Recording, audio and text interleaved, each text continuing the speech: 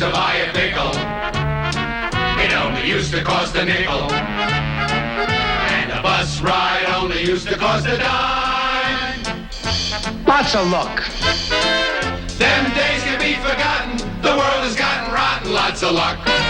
Lots of luck. Lots of luck. Every day's getting tougher. And it keeps on getting rougher. A dollar isn't even worth a half a buck. So in order to survive, just to keep yourself alive, what you really need today is Lots of luck. Lots of luck. Lots of luck. Lots of luck. Lots of luck. lots of luck.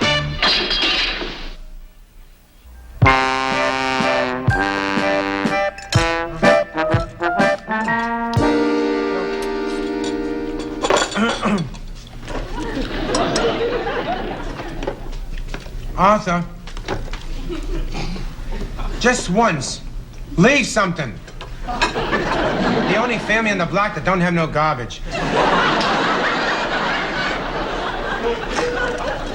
Ma, the stew was good tonight. It was nice having real meat in it. It was tough, Ma. I had trouble chewing it.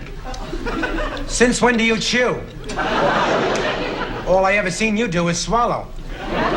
When you eat, it's like watching an Alpo commercial. Olive, would you be a good girl and take care of the dishes for me tonight? Yeah, sure, Ma. What are you gonna do?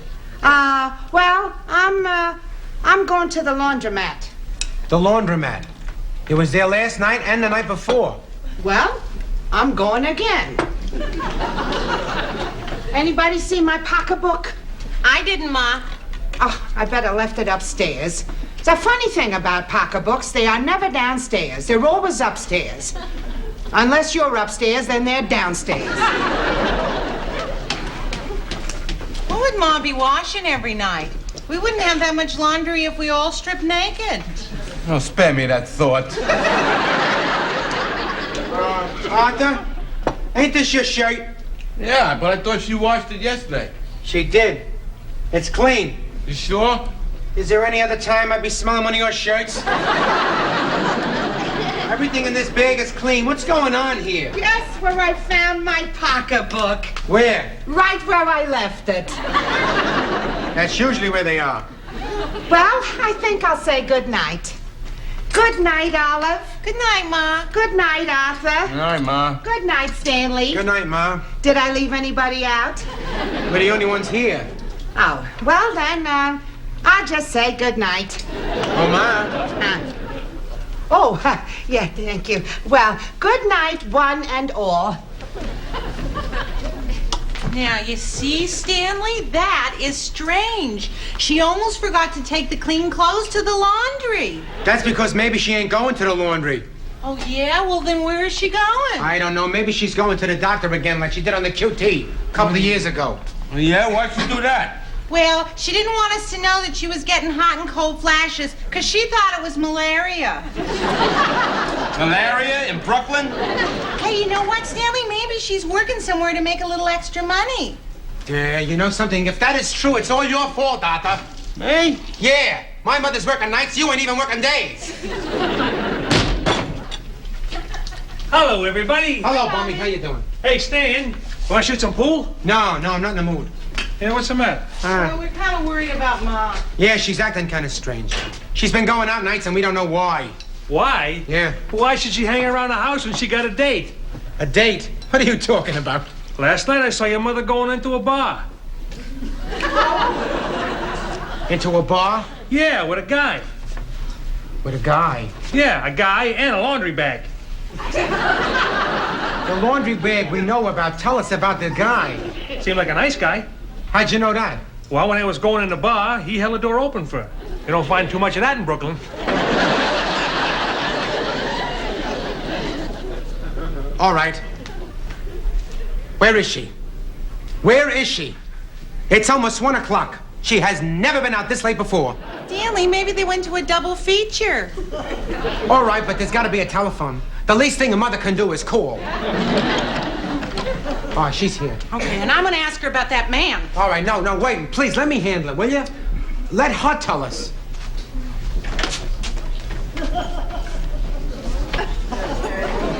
Hello, Ma. Hello, everybody.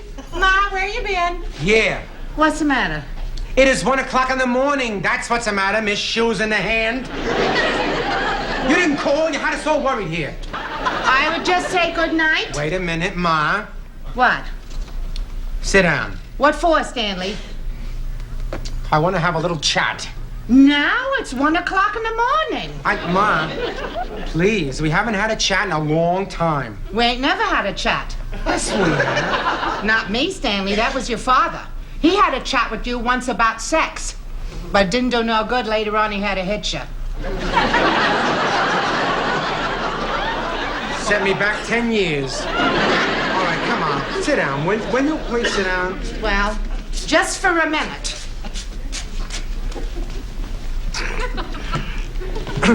Okay, Stanley, you start. Yeah, right. So how's everything going, Ma? Fine, Stanley. Good. Well, if we're through chatting, I'm going to say goodnight. Wait a minute, Ma. You don't start off a chat with the most important part first. Yeah, you see what Stanley's getting at? Hey, Is Stanley knows what Stanley's getting at because I'm Stanley. Look, Ma, you've been going to the laundromat almost every night now, and we was wondering if there's something about this trip that you haven't told us. Yeah, like, are you looking for new friends? Yeah, did you meet anybody down there? Yeah, like someone to talk to. Why are you asking me all these questions? Well, how else are we gonna find out about the fella? Olive, every time you open your mouth, it's another step backward for mankind. I can't believe it. I can't believe it. What? That you put a tail on your own mother. Wait a minute now. Bummy seen you going into that bar with that guy who held that door for you, all right? Oh. Now, look, Ma, don't get us wrong. We don't want to butt in or nothing, but after all, you are our mother. And I promised Pop that I would look out for you. Don't you remember? Don't you remember Pop's last words when I bent over him? They're just getting a bald spot. No, that was his next to last words. His last words were, Stanley, take care of your mother or I'll come back and kill you. I remember. Okay. Now, you gotta understand. I mean, here you are going out with a stranger, your own family, don't even know who he is. Well, he ain't no stranger. His name is Martin Wicker. When did you meet him? Last week at a bingo game. Bingo game. And what do you know about him? Well, I know he won a lamp and a bag of goldfish. Oh, well, that's some character reference. That's more than Arthur came here with. Hey, Ma, is he handsome? Oh, Martin is a very good-looking man, but the first thing that attracted me to him was his beautiful speaking voice. How did you know he had a beautiful speaking voice? All you ever heard him say was bingo. So what? The first thing I ever heard your father say was, next stop, Times Square!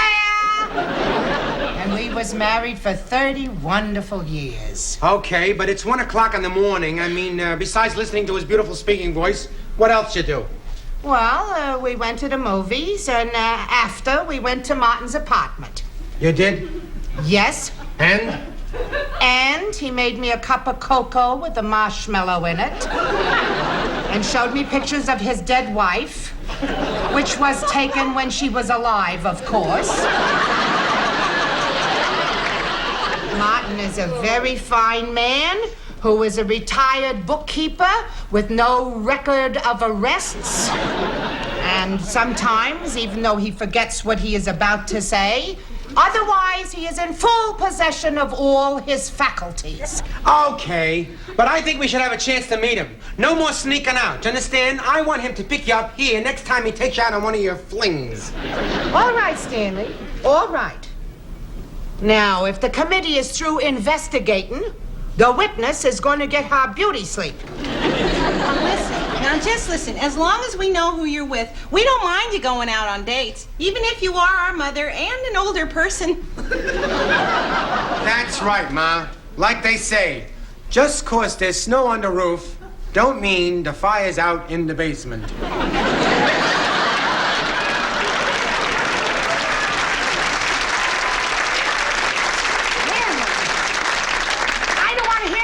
Talk in my house, even if it is about me.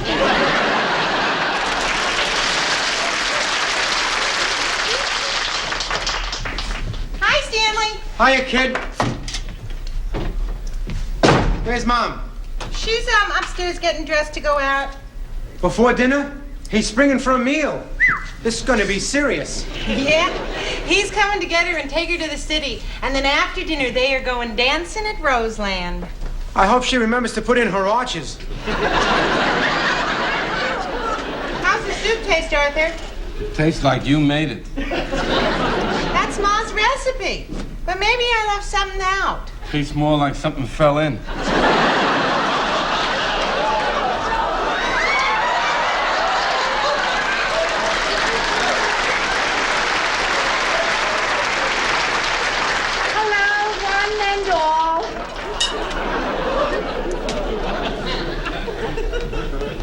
Ain't nobody gonna say how I look? Oh, you look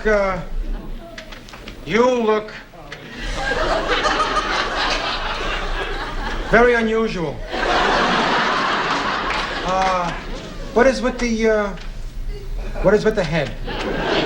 That's a wig, Stanley, and the sales lady said it was me. It looks more like Little Orphan Annie. I mean, that color? Well, I couldn't be too choosy on account of I got it at a sale for the low, low price of $4.99. You got a whole head of hair for $4.99? It comes from Hong Kong. Hong Kong. I've never seen a Chinese with red hair. Maybe it ain't real hair. Could be chow mein.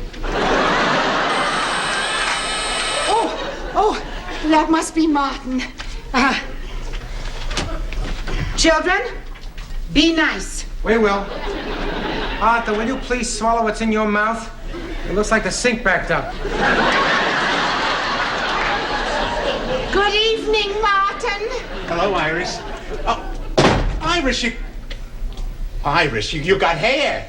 Well, of course you got hair, but what did you do to it? I just tinted it to bring out the highlights.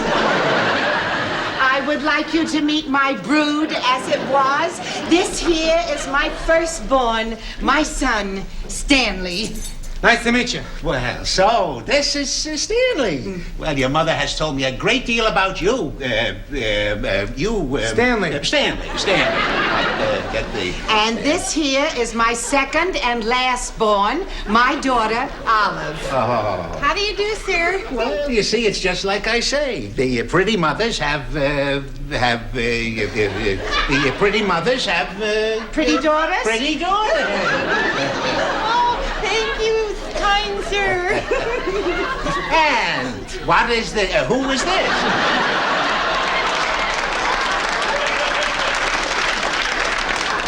I'm Shirley Temple's husband. That is Arthur, Olive's husband, my son-in-law. Oh, well. Haven't you been well? Not for as long as we can remember. Have you started a family? First, we gotta start Arthur. Well, it's just a fine looking family here. Fine, and why not? When you have a good-looking woman for Mother? Yeah, for a mother. Listen, that's a fine figure of a woman here. Won't be long. It won't be long before somebody just snatches her right up. Snatches her right up. Oh, Martin. Oh, that's the way it happens, Iris. People meet, they get acquainted, and before you know it, bingo! Did you hear that, Stanley? I heard. Well, Iris, I think it's time to be going, if you'll excuse us. Oh, yes. Yeah. I'll help you with your togs, yeah? Oh, thank you. There Well, we we'll be going now. Don't stay up. There we Oh, are. thank you, kind sir. Oh, it's my pleasure.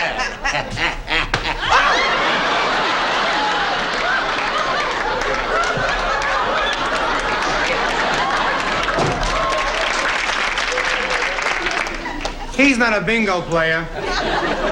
His game is handball.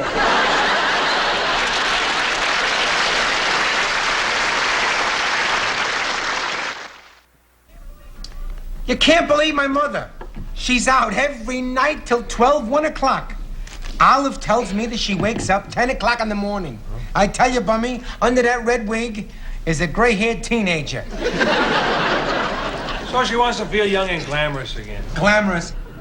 Look at this sandwich, will you please? She's falling apart, my mother. Here, ham and cheese. Hey, Stan, how much do you know about this guy? Not much, but he's coming to dinner Saturday night. I'm gonna find out exactly what his intentions are. Yeah, good idea. Who knows? He might be one of them fortune hunters. If he finds anything in my house, I'll split it with him.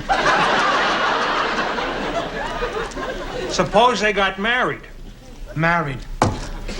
Maybe. Would your mother move out? It never occurred to me. I thought he would move in. I don't know. Well, it could work both ways. I'll tell you what. If they do get a place of their own, I got the perfect wedding present for them. Yeah, what? I'm gonna give them Arthur.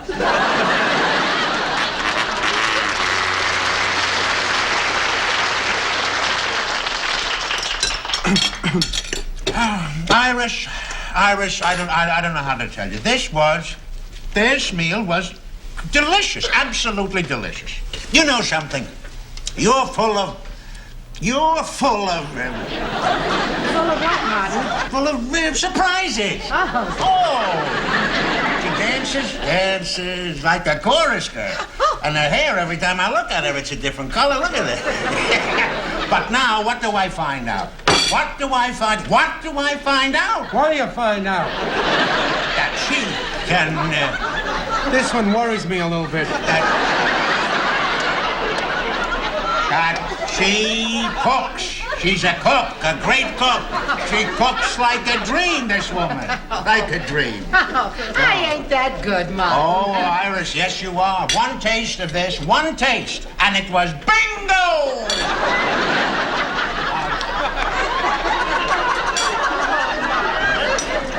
Now, you just save your compliments until the apple pie. Apple pie? Yeah. Oh. Stanley, would you give me a hand in the kitchen, please? What? Give me a hand in the kitchen. Oh, yeah. We'll be right back. What is it, Goldilocks? Stanley, what do you think about Martin? Martin. Well, I'll tell you, he's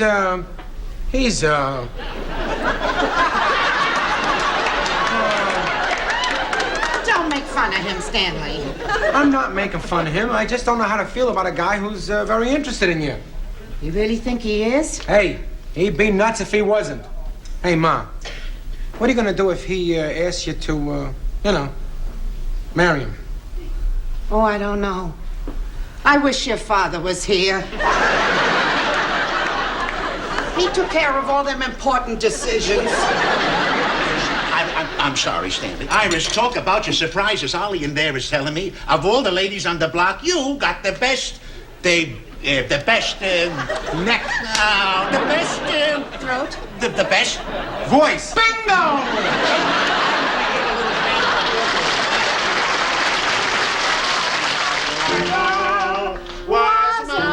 Everybody, come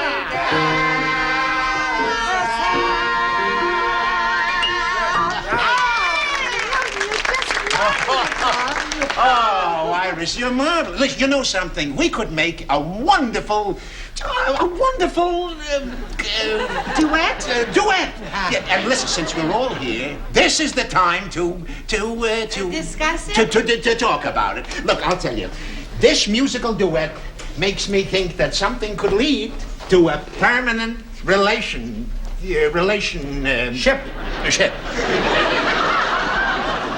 What do you think, Ma?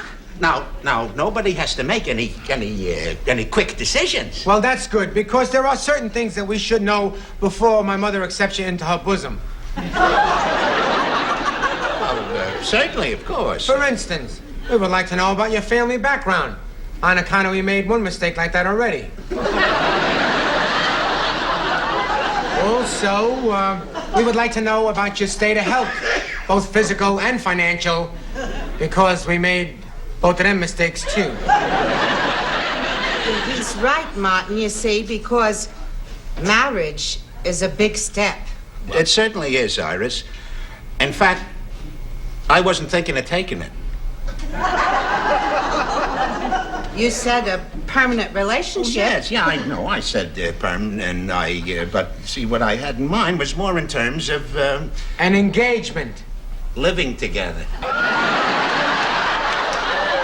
How dare you? Well, now, wait a minute. What is everybody getting so excited? But just now, let me explain. There is nothing to explain. She's right. Come on, let me show you to the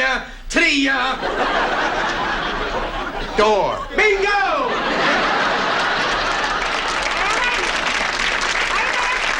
Wait a minute now.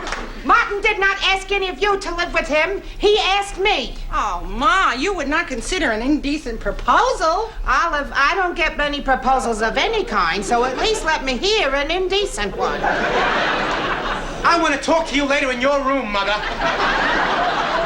Listen, Iris, see, it's strictly a matter of economics. See, when a widow under 60 remarries, then she loses all of her Social Security. See, but on the other hand, if we just live together, well, we could continue to collect both your Social Security and mine. You mean the government is encouraging senior citizens to live together without benefit of clergy? Oh, Iris, I would never put it. Well, that's the way it works out, Iris. I wonder if Billy Graham knows about this. I got a wonderful life planned. I wanna travel. Travel? Oh, yeah, you know what I did? I went out, I saved up. I bought one of them little mobile trailer homes, you know. So I'm gonna drive. I wanna see the Grand Canyon? The canyon and the Rocky. Graziano? The mountains. No. Oh, what do you say, Iris? Come on, Iris. Let's drive off into the sunset together. Oh, it all sounds fine, Martin. I'm afraid I have to say no. No? It's all right. It's all right, Iris. I understand. You got your own set of morals. Oh, it ain't the morals so much. I get car sick.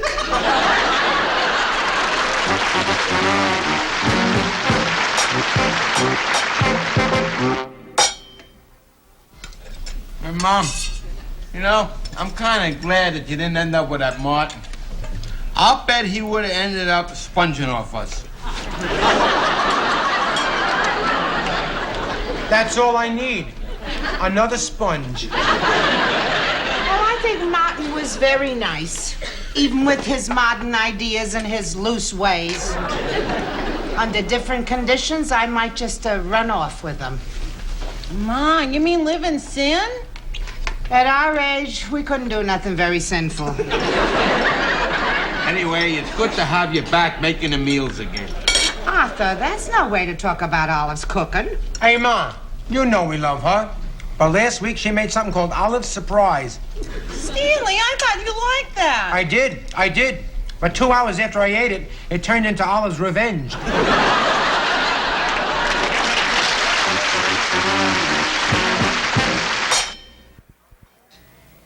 Hey, on behalf of all of us Belmonts, I want to wish you a very Merry Christmas. Lots of luck. I'll be back 2 weeks from tonight. But then, Friday, January 11th, we're moving. Yeah, to a new time, following Sanford & Son. So, join the Belmont family then for fun and frolic. Remember, Friday, January 11th. Happy New Year.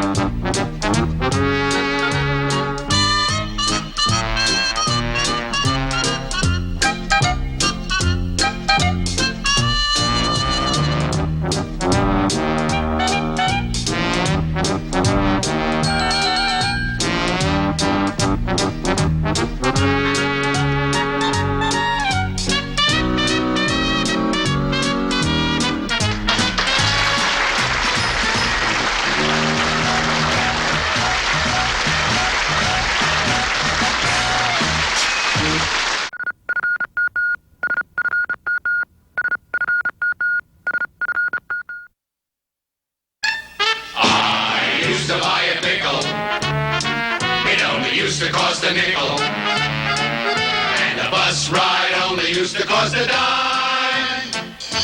Lots of luck. Them days can be forgotten. The world has gotten rotten. Lots of luck. Lots of luck. Lots of luck. Every day's getting tougher. And it keeps on getting rougher. A dollar isn't even worth a half a buck. So in order to survive, just to keep yourself alive, what you really need today is Lots of luck. Lots of luck. Lots of luck. Lots of luck. Lots of luck. lots of luck. Hey, Ma. Ma, Huh? what is this over here? Bill from the florist. That's for flowers, Stanley. Well, I didn't think it was for Frankfurters. But it's $11, Ma. Well, I went to 4 funerals last week. And Stanley, if you don't give any flowers, when your time comes, you don't get any. If you get back what you sent, this place is gonna look like the Rose Bowl parade. You gotta keep on talking about funerals and dead people. You know, I got a weak stomach. I was watching you at dinner. That weak stomach is now holding $5 worth of food.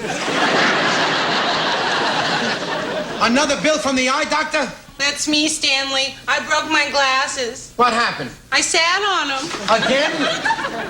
Why don't you look where you're sitting? Well, how could I, Stanley? My glasses was on the chair where I sat. Then feel, Olive, feel. A feel is worth $25.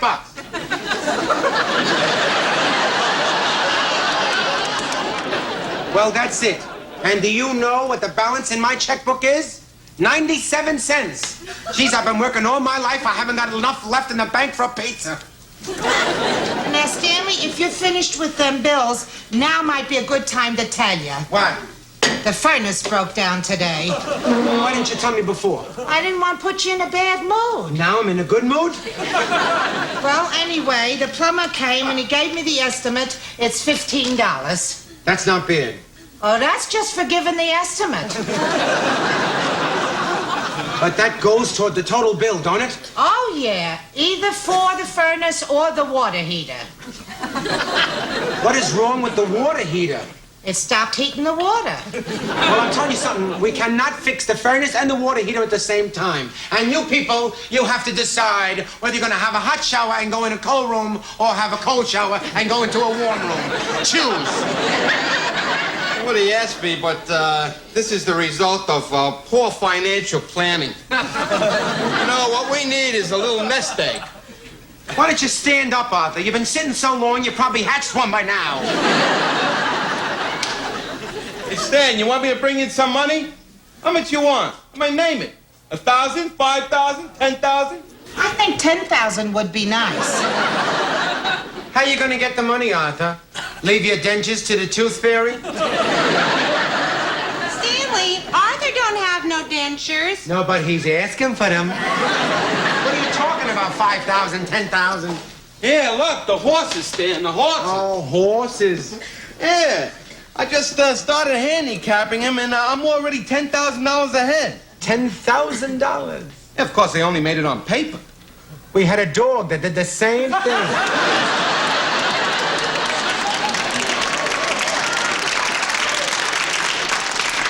Well, Stanley, I don't know. Arthur's very good at horses. It don't mean that somebody's good at horses just because he walks around in one of their blankets. And smells like one. Meanwhile, I haven't had a loser yet. And tomorrow, in the third race, is a sure thing. $2 will get you back 40 and change. You bet $2 and they get you back 40? Oh, that sounds good to me. There's a catch, Ma. The horse got to win first. Well, like I said, in the third race, Dover Rover. He's got good breeding there. He's by White Cliffs out of Perky Puppy. White Cliff out of Perky Puppy? Yeah, that's the way they name horses, you know, by taking something from the mother's and the father's name. Ain't that cute? If they named people the same way and you and Arthur had a child, what would it be called? A miracle. Okay, wise guy, but you're missing your big chance. Because this nag is going to win at 20 to 1. And those are big odds. You want odds? I'll give you odds. I put in 40 hours for $160. That is 4 to 1. You know the name of the horse? Work. By sweat out of body. Stanley, you've got some money upstairs in your hanky drawer. You could make a little bet. Ma, that money upstairs is for my color television set. Well, I got $2 I've been saving for my bingo money. Put that back in your vault, will you, Ma? No. Tomorrow you go to the horse parlor and you bet it all on Dover Rover. I am doing no such thing. Stanley, you want me to go and stand in line at that place? Nobody's gonna stand in no line, okay? Stanley, do I have a son or don't I have a son? You have a son. Is my son going to make his mother stand in line at the horse parlor? Or is he not going to make his mother stand in line at the horse parlor? He's not gonna make his mother stand in line at the horse parlor. You're a real good son, Stanley. You're a real pain in the neck, Ma.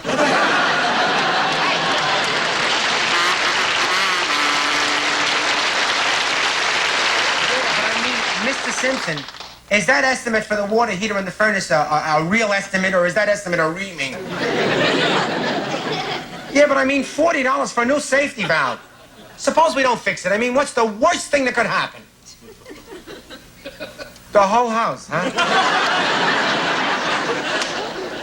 Well, listen, do me a favor. Will you see if you can cut the price a little? Hey, I'm a working man just like you. The only difference is you got a Cadillac, I got a bus pass.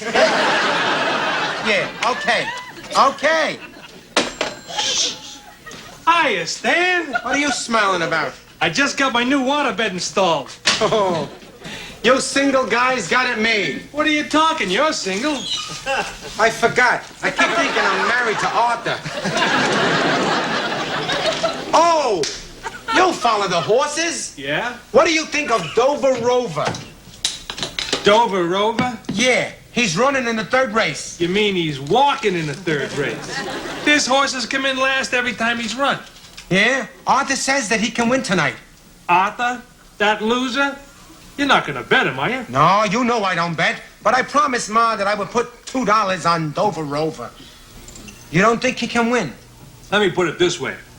Dover Rover is the Arthur of horses. Oh, jeez. Okay, it is now post time. Yippee! Arthur, this is so exciting. They're in the gate for the third race, and the flag is up. How is Dover Rover doing? Haven't even started yet. And they're off and running. Breaking fast to the gate, it's Bobby's girl, Delirium second. Hathaway's third, Garner Guy fourth, followed by Precipice, Normal Fever, Maxie 2, and Dover Rover. Arthur, our horse is last. Don't worry, this horse is a slow starter, but he finishes fast. Precipice, Normal Fever, Maxie 2, and moving up on the outside, Dover Rover. He's moving on. Oh yeah. Coming into the home stretch. It's Precipice in front, then Bobby's girl, Delirium, Hathaway, and trailing by 3 lengths is Dover Rover. Arthur, there's still horses in front of him. But only by 3 lengths. Ain't he the same length as the other horses? Coming down to the wire, it's Precipice by 2, followed by Bobby's girl, and coming fast on the outside, here comes Dover Rover.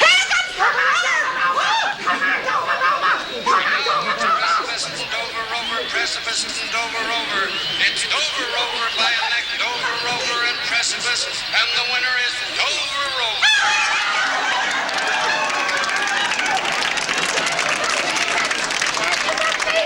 Can you believe it? Can you believe it? How much, Arthur? How much? I'd say about $50. $50. Do you know what that means? Now we could buy meat.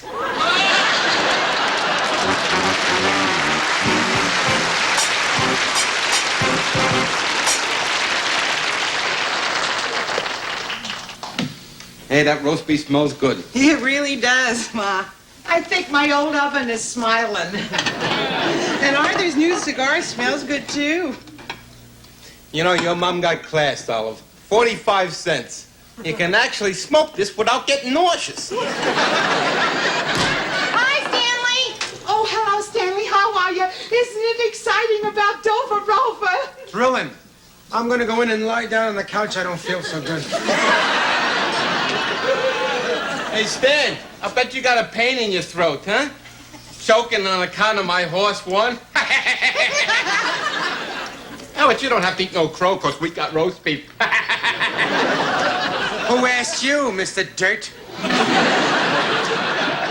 Come on, Stanley. Where is it? Here's what, Ma? The money. Fork over the $50, Sport. Look, I didn't bet the horse. You didn't bet the horse? Nice going, genius. Be glad you got your $2 back. $2. What will $2 buy me, Stanley? Will $2 buy me a new son? Will it buy me a heart transplant? Stanley, why didn't you bet the horse? Because gambling is a disease. It's immoral. It's wasteful. And who knew that Dover Rover was gonna win? Does it make sense to be a mother? You raise a child, you sweat to feed and clothe him, you sacrifice your own happiness. He grows up to be a man, and then what? He won't bet one lousy horse for you. How about your mother? Hey, if you don't shut up, you're gonna be with my father. Now you're mad at Arthur? This is all his fault? He's the clown, he's the dummy, he's the fool? Keep going, Olive. You're on a streak of yeses. Hey, what's the problem, huh? I got a hot one at the Trotters tonight. What? In the 7th race, put everything you got on Liberty Bell. No betting. Oh, Stanley, Liberty Bell, that sounds like a good horse. Put $2 on his nose. I'm putting nothing on a horse's nose when the advice comes from a horse's... Stanley! You...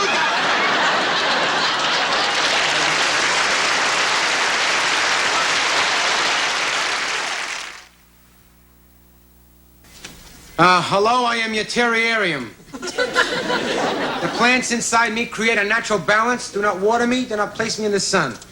Don't worry, down here there's no sun. I got no time to water you, and as of now, I'm through talking to you.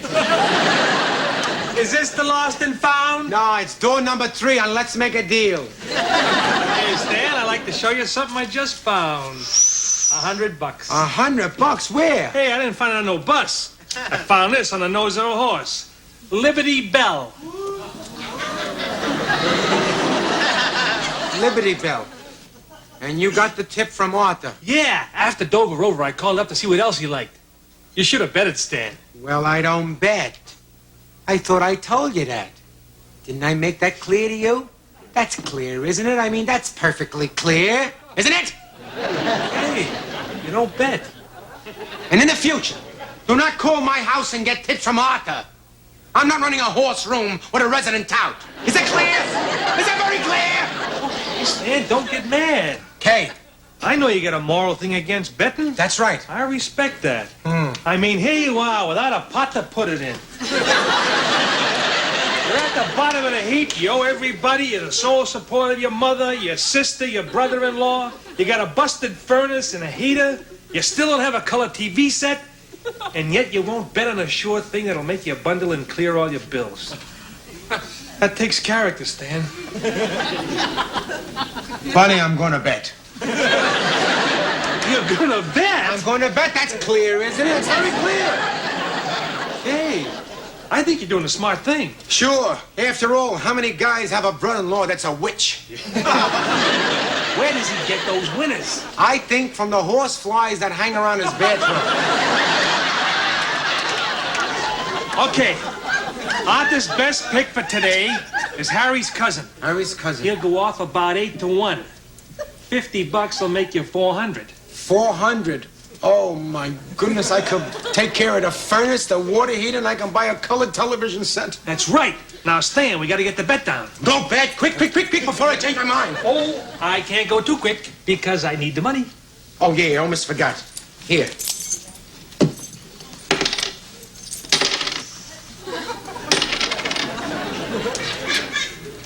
That's it? $2?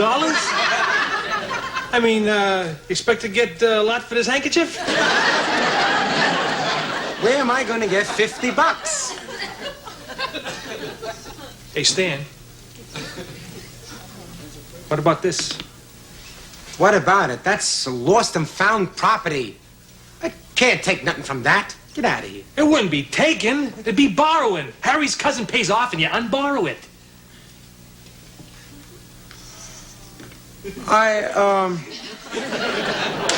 We'll let fate decide. I mean, I'll look in the pocketbook. If there ain't $50 in there, I'm gonna forget the whole thing. It's the only honest way to do it. Good enough. I don't see no money. Ain't that a bank envelope? Hey, I can't do it. Oh, wait a minute. You made a deal with fate. No, I'm canceling the deal. You said you'd bet if you got $50. Open it up. Okay.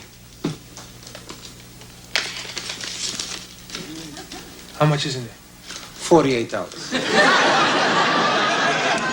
Oh, no, but I said 50, Bummy. Oh, wait a minute. $2 plus 48 is 50, and 50 is fate. Yeah. That's fate. Here. Go bet that on Harry's cousin. Okay, I'm off and running. Harry's cousin. Oh, please. Please, Harry's cousin. Hello, Lost and Found Belmont speaking. Is that you, Stanley? Ma, if that's you, this is me. Listen, Stanley, Arthur says if you change your mind, you're going to bet today would be a good day to do it. Yeah? Well, that's a coincidence because I thought maybe I was a little too strict about the gambling. I mean, what's the sense of being holier than thou when everybody else is getting richer than thou? Richer than who, Stanley? Thou, Ma, thou. Thee and me. Oh, thine. I want to talk to Arthur. Arthur? Stanley wants to talk here. I think he's going to bet. Stan, take everything you got and put it on Uncle Vanya in the 8th. Wait a minute. You told Bummy last night to bet on Harry's cousin. That was last night. Today it's raining. Hey, don't give me no weather report. What the hell are you talking about? Uncle Vanya's gonna win. What is wrong with Harry's cousin? He hates to get wet. Whenever it rains, he tries to run under another horse. Arthur, why didn't you tell me this earlier? Because you said you wasn't betting. I already bet on Harry's cousin, you jackass! I gotta stop Bummy. Hey, Belmont, got another little stuff for you here. Oh, thanks. Thanks a lot. Okay, Ooh, sure. Kaplan, please, do me a favor, will you? Cover for me, huh? I'll be gone about an hour. Where you going? The bathroom.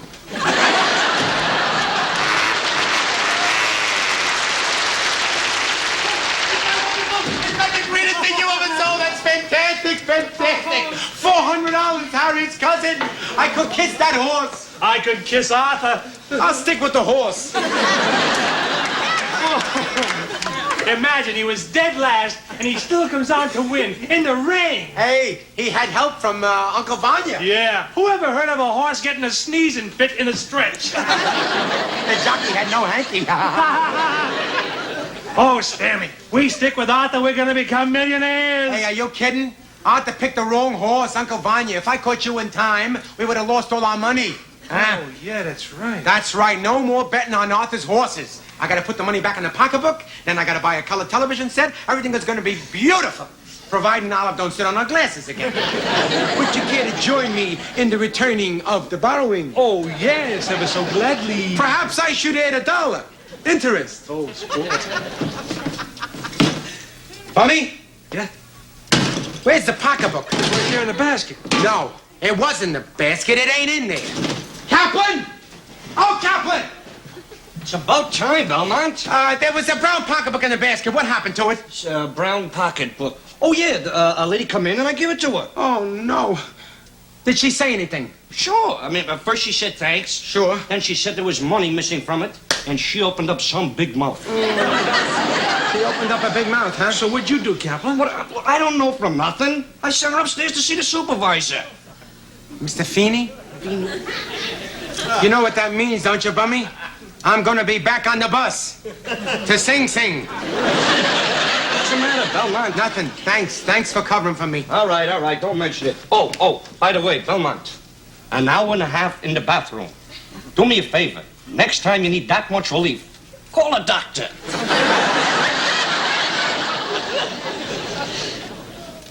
Bummy, what am I gonna do? Well, what's the panic?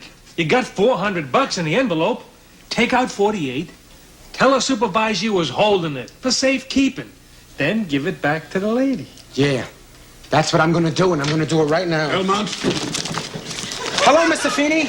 How you feeling? what difference does that make? Belmont, this lady says there was money missing in her purse. It was in a bank envelope. Oh, I can explain. You see, I didn't have time to put the money in the vault, as is our customary custom, and I was keeping it with me for safekeeping. Yeah, I was right here when he safe kept it. Yeah, the money is, That's the envelope. Well, we have to do something with it. Is that the lady's envelope? Yes, it is, sir. Then but- give it to her. Okay. Thank you. Hey, could you count it and, just make sure that it's the right I'm amount? sure it's all right. No. Please, count it. I'm gonna sleep better. Just count it, will All you? right, if you insist. Oh, sure. Make it official. 20, 40, 50, 100, 2, 3, 400. Right, 400. What'd you lose? 400. Exactly. Thank you, Mr. Feeney. Good work, Belmont. And clean this place up a little.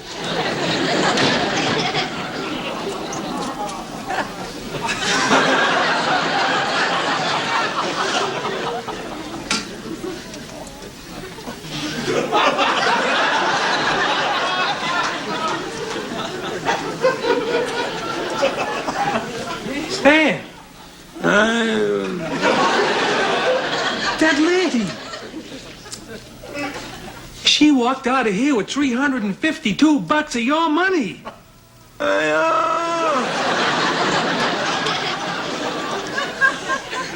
You didn't say nothing. What was I gonna say?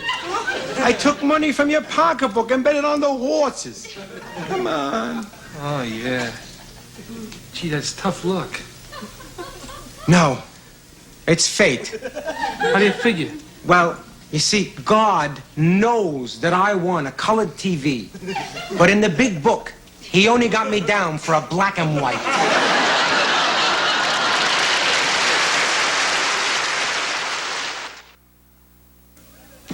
They put in a new type safety valve on the water heater which gives 3 minutes warning before it blows up.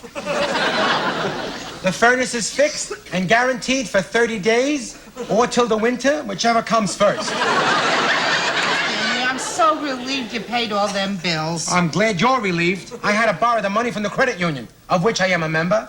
$10 a month for the next 2 years. And if I don't pay, I'm subject to dismemberment. Hey, Stan, how'd you like to live on Easy Street? Only if you ain't living with me. I'm talking about the stock market. Now the stock market? Yeah, I've had my eye on Pector Petroleum for the past few days.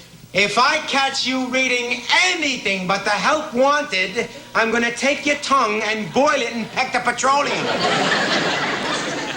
Help wanted, Arthur, or else obituary.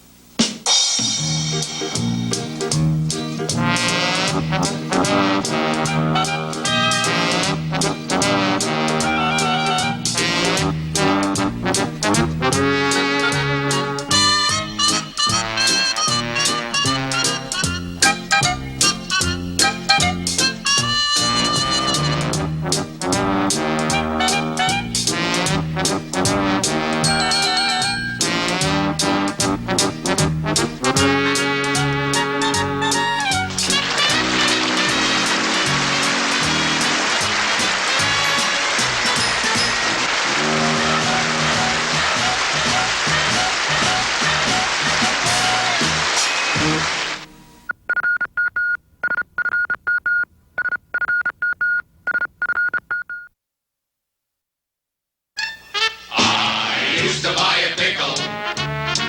It only used to cost a nickel. And a bus ride only used to cost a dime. Lotsa Luck. Them days can be forgotten. The world has gotten rotten.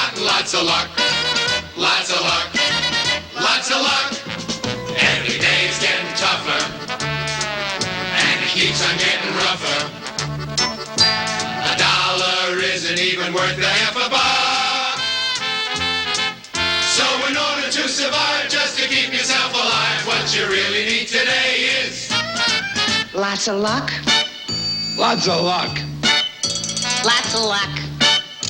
Lots of luck. Lots of luck. lots of luck.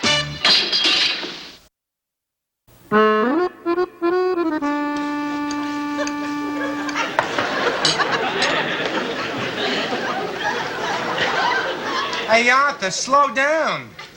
This ain't your last meal, you know. Although I wish it was. Stanley, Arthur had to learn to eat fast because there was 9 children in his family. That's right. It was the survival of the fittest. Oh, look, we got the loser. Hey, Ma, any mail today? Oh, yeah, Stanley. We got a letter from your Aunt Flora. Oh, yeah? How is she? Not too good. She had an accident watching TV. Oh, no kidding. What happened? Yeah, well, she sprained her ankle running to the TV set to turn off Howard Cosell. Hey, Ma, when you write to Aunt Flora, make sure to give her my best regards. Yeah, me too, Ma. Arthur, should we send her your best regards, too? No, I don't know her that well. Lucky for her. She already got a pain in the ankle.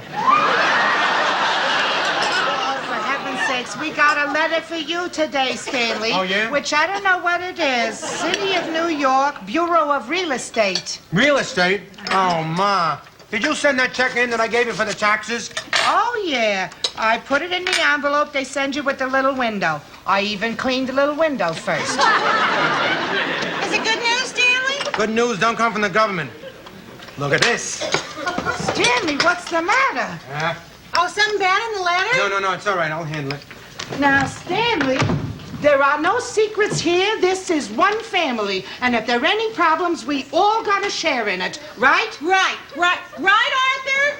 I ain't sharing no problems. I'm only a member of this family by marriage. You're a member of this family by mistake. Now, Stanley, you might as well tell us what's in that letter. Oh, it's just from the city attorney, Ma. It's something about condemning our property. It is nothing to worry about. Condemning this house ain't nothing to worry about? It ain't the house. Well, then what could it be, Stanley? We don't got no other property. Oh, yeah. We do. What? Our cemetery plot. Evergreen Park, where Pop is resting in peace? Yeah. It says here that the city has taken over the cemetery for its own best use. Ain't the best use for a cemetery burying people? What are you asking me for? All I know is that they say over here that we gotta move Pop to a new location. Move Pop? That's what they say. They can't do that. Listen, they can do whatever they want. I know all about the inner workings of the government. Oh, you sure know a lot about the inner workings for somebody who ain't working. Stanley, what are we gonna do? Well, we'll find out soon enough because it says over here that some guy is gonna come and discuss it with us. There is nothing to discuss. Now, when someone goes to their final resting place, there is an unwritten sign which says, "Do not disturb." Don't worry, Ma. They ain't gonna push us around. You know, if it was up to me, I would sue the city and take him to court. And there you have it. A legal opinion from that world-famous lawyer, Perry Bertro.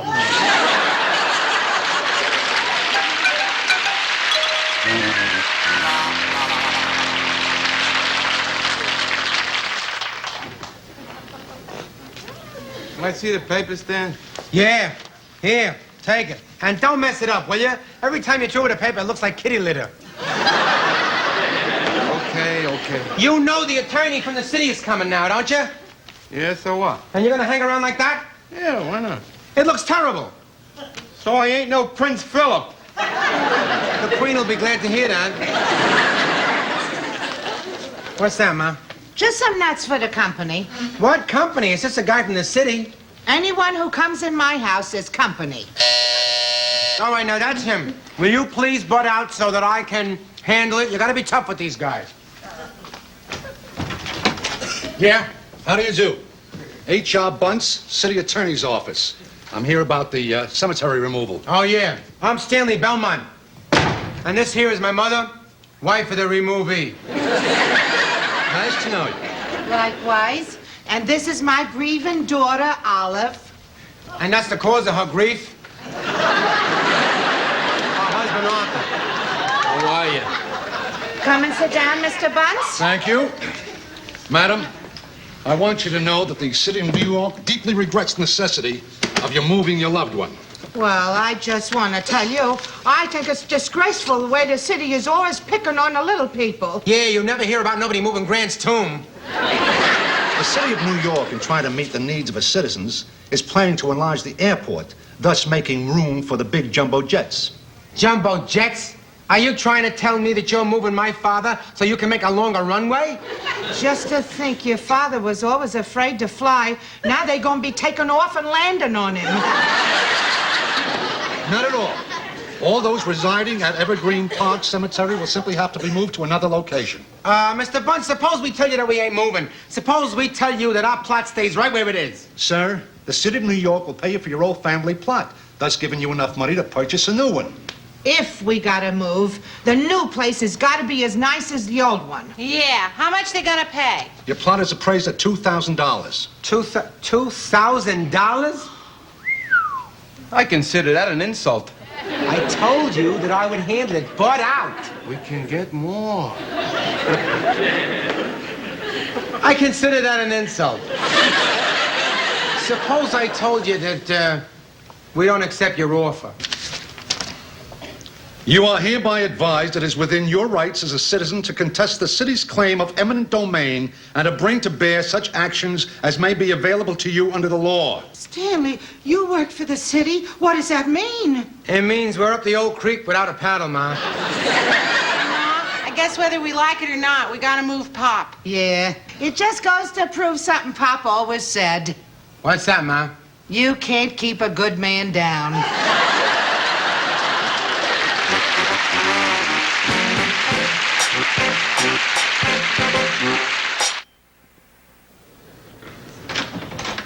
Hello, Olive.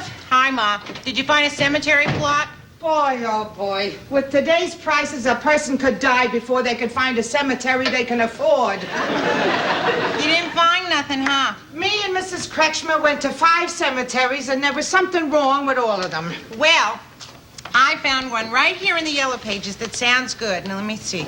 Oh, yeah, here it is. Everlasting glades, shady trees, rolling hills, and 24-hour muzak. Browsing invited. I know that one. It's too commercial. They even sell saltwater taffy in their souvenir shop. Really? I never once went to a funeral that I didn't come home from that place with a taffy wrapper stuck to my shoe. Oh, boy, it's good to get off my feet. Walking on gravel is so tiring.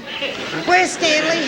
Oh, Stanley heard of a new cemetery on Long Island, so Bummy drove him out there to look at it. Oh, well, Long Island's all right if it ain't too far. That expressway is terrible.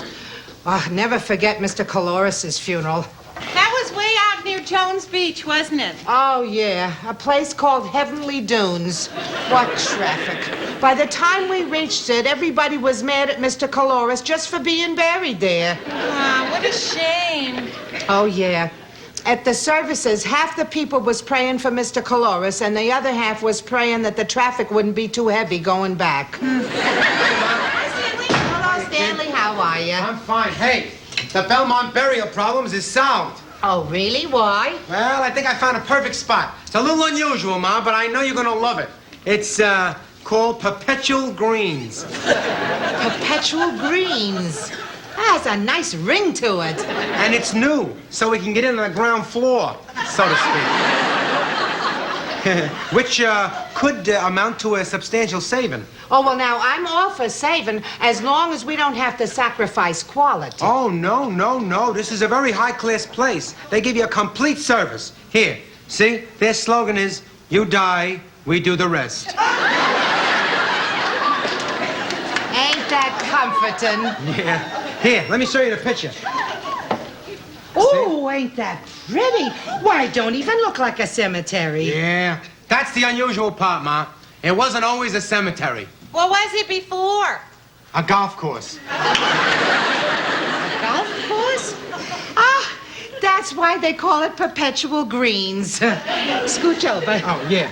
You see, the state took 15 of the holes for the highway, so the owners turned the remaining 3 holes into a cemetery. That is unusual, ain't it? A 3-hole cemetery. Yeah. And you see, they're trying to maintain the feeling of a country club. What do you mean? Well, when somebody dies, they don't say he's buried there. They say he became a member. Really? Yeah. Oh, and you're laid to rest in a locker. Pop's gonna like that. All his life he wanted to play golf and he could never afford it. And now he's gonna be a member of a fancy club. Hey, Stanley, can we pick any spot we want? No, you can't. Why? Well, because the golfers who used to play there got all the good places. The greens, the tees, the fairways. Where else is there? Oh, over here, on the 3rd hole, there's a couple of sand traps left. Sand traps? How they gonna grow grass on sand? That's the beauty part, Ma. There ain't gonna be no grass. If there's no grass, what are they gonna cover you with? AstroTurf. AstroTurf? Yeah, you know what the Dallas Cowboys play on. Here, they gave me a little sample. Ooh, that's real strong. You can kick a field goal off of that.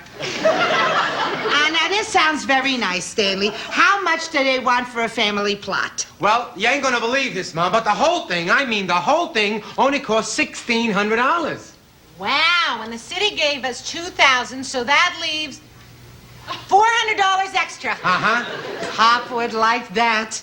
A beautiful new cemetery plot, and we beat the city out of $400.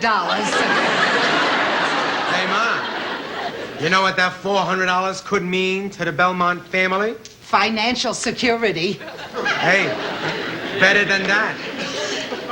A colored television set. A color TV? Huh? Pop would like that, too. Oh, you think so, Ma? Oh, yeah. See, that black and white set was bought with Pop's insurance. And now we can get a color from his moving money. So even though Pop is gone, he's still keeping us in TV sets. That's right, Mom. Hey, let me call the cemetery guy because them plots are going very fast at only $400 per person. Ugh. Wait a minute, Stanley. Did you say $400 per person? Yeah, $1,600 for 4 spaces. Pop, Mom, me, and you. Ain't you forgetting something? What? Oh, of course, Arthur. Arthur? What are you talking about? Well, Stanley is buying us a family plot, and he forgot all about you. You forgot me? What is so surprising? You are very forgettable. Well, now, we can't forget Arthur, Stanley. Yeah, that's right. Arthur needs a resting place, too. Wherever he's at, it's a resting place. We'll put handles on his bed, bury him in that. I'm sorry, Stanley, but I want to be with Arthur through eternity. Ain't you had enough? Now, Stanley, this is a family plot, and Arthur became part of this family when he married your sister. Hey, Ma, the marriage vows only says till death do us part. It don't say nothing about afterwards. Excuse me, but can the deceased say something? Wow. You're a cheapo! I've been living in this house 7 years and you don't even want to bury me? I do want to bury you. And the sooner the better. I don't want you with us in our plot. Well, then where else can we put him? Yeah, where? Hey, your family in Montana got a plot? Go get buried with them. Are you kidding? You know what the shipping charges are? I don't care because I'm going to send you COD. Now, listen, I am going to settle this here and now. I want you to take that $400 and reserve another space so Arthur can be with us in the sand trap. Mom, I ain't laying out $400 to plant Arthur. Oh, you are some brother. Olive, do I have a son or don't I have a son? You have a son. Is my son gonna lay out $400 to plant Arthur, or is he not gonna lay out $400 to plant Arthur? He's gonna lay out $400 to plant Arthur. You're a real good son, Stanley. You're a real pain in the neck, Ma. I'll make a reservation for 5. Well, there goes my color TV. What are you talking, color TV? Well, Stan was going to buy one with the $400 that was left over, but now your grave eats up the whole thing. Wait a second. It's something to think about. What's to think about, Arthur? Hey, Olive, if he thinks there's something to think about it, let him think about it. Well, what I was thinking of, I mean, if it's a question of a color TV or no color TV, Yeah? maybe there's a way in which I wouldn't need no plot at all. What's that, Arthur? I'll get myself cremated. Cremated? Yeah. Then they just put your ashes in an urn. Oh, but Arthur, I want to be with you. Oh, well, get cremated and join me in my urn.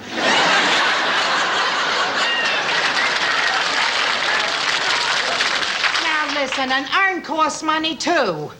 Arthur don't need no urn. The way he eats, you could just put him in a casserole dish.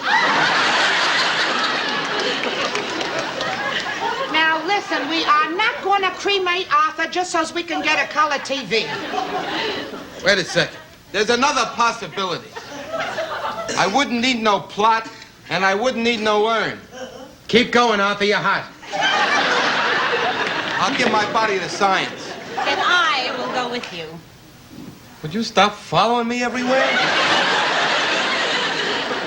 Now, what would science want with Arthur's body? Well, maybe they can tell me what's wrong with me.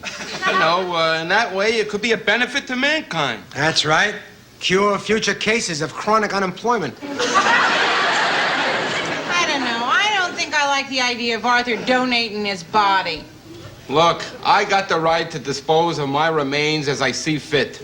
Yeah. All right, Arthur. As long as your remains and my remains remain together. Right. And tonight, I'm going to write a letter and offer my body to Harvard. Harvard? Oh, Arthur, you'll be first one in our family ever to go to college.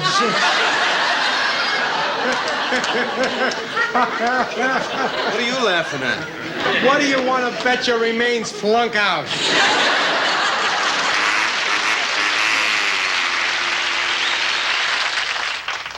Hey, this is real great meatloaf tonight. Eat, Arthur, eat. Ma would be so ashamed if Harvard got a skinny body. Don't worry. I got a lot of time to build myself up. Hey, Arthur, you really decided on Harvard? I mean, why not Brooklyn College right here in the city? I think I'd rather go out of town. Hi, Stanley. Hi, kid. Where's Mom? Oh, Mrs. Kretschmer drove her out to the cemetery. She had a call about some last-minute details. You want your dinner now? No, not yet. I got something very exciting to tell you. What, Stanley? Oh, you ready? On the way home, I stopped over at the TV store. Ooh, how exciting! Yeah? Do they have one of those 25-inch screens? Hey, look, now Arthur's excited. Yeah, that's the first time I ever saw him put a fork down in the middle of a meal. Hey, did you see a TV you like? See one? Better than that, I ordered one. Ooh, he ordered one. No money down, 30 days to pay, and they're delivering it any minute. Pardon me, but I think I should have been consulted about the choice. Oh, yeah? How do you figure that? I'll tell you how I figure that. Okay, come get that, will you, kid? How do you figure that? Because you bought it with the $400 you saved on my body. It'll be the first time this family got any use out of your body. Hello. Belmont? Yeah. We got a delivery for you. Oh, it's here. Yippee! Where do you want to put it, lady? Well, in the living room, but I better check with my brother just to make sure where to put it. Excuse me. Some people got crazy ideas. Yeah, who'd want to put a tombstone in the living room? All right, truce. We gotta find a spot for it. Okay, Mac, where you want it? Just a second now. We gotta decide. What's to decide? Yeah, what's to decide? Put it right there. What do you mean over there? That's too big. You can't put it over there. It'd be right on top of you, right? Should face the couch so that we could all sit here and look at it at the same time. It should go against that wall, swing the couch around, and then you can put the record player on top of it. Hey, that wall's no good.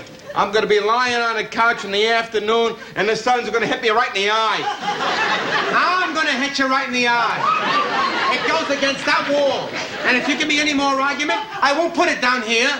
I'll put it upstairs in my bedroom. Oh, yeah, wise guy? How are you gonna hook it up to the antenna? Antenna? What antenna? The TV antenna. TV? Hey, Mac, we got a tombstone out there. Hey, our tombstone is out. Our tombstone is out there. You want us to bring it in or don't you? No, don't bring it in here. What do I need a tombstone in my living room for? How do I know? What am I, a decorator? Ma, did you know our tombstone is on the porch? Oh, yeah, me and Mrs. Kretschmer was following behind the truck. Well, what are you gonna do with it? One thing's for sure, we ain't gonna watch the Super Bowl on it. Hey, lady, what do you want me to do with it? Would you take it into the backyard, please? At least it's better than the living room. Come on. Ma, Hello, Stanley. How are you? Ma, that woman is driving me. I wish I never saw anything like. Hey, Ma, would you please tell me what the heck is going on? Huh? With the tombstone? Oh, well, Perpetual Greens would not accept the old one. You see, they got this rule that all the tombstones have to be the same size as the old T markers was. That's nice. Well, how come you brought the old one back here for? Oh, it's here because I thought it belonged in the backyard where your pop always liked to listen to the neighborhood brawls. Hey, Mom, the new stone, who provides that? Perpetual Greens. Oh, that's good. For a nominal charge. Would that nominal charge be in the neighborhood of $400? Oh, no, Stanley, it's only $350. That's still the same lousy neighborhood. Nice try, Pop, but we just lost our color TV. Hold it. If we ain't getting no color TV, I ain't giving my body to Harvard. What's gonna happen to Arthur? Don't worry, I'll make a deal with the cemetery. I'll take the $50, buy some weights, and we'll bury him in a water hole.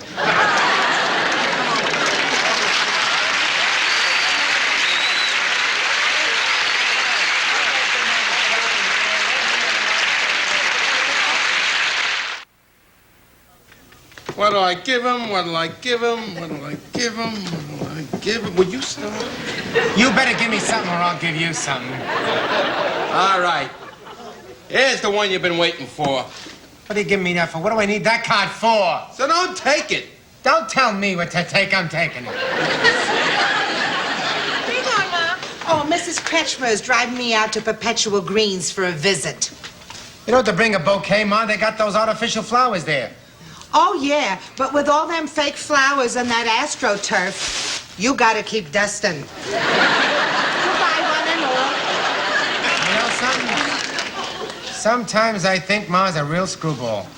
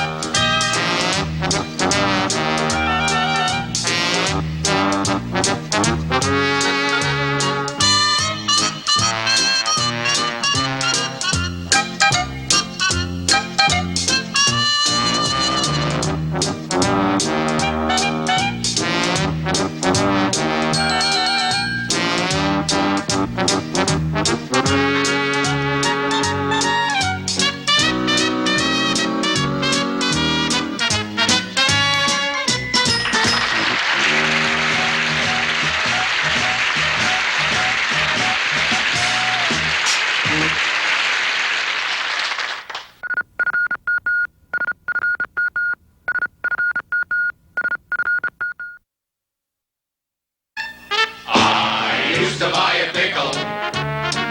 It only used to cost a nickel. And a bus ride only used to cost a dime. Lotsa Luck. Them days can be forgotten. The world has gotten rotten. Lots of luck. Lots of luck. Lots of luck. Every day's getting tougher. And it keeps on getting rougher. A dollar isn't even worth a half a buck. So in order to survive, just to keep yourself alive, what you really need today is Lots of luck. Lots of luck. Lots of luck. Lots of luck. Lots of luck. lots of luck.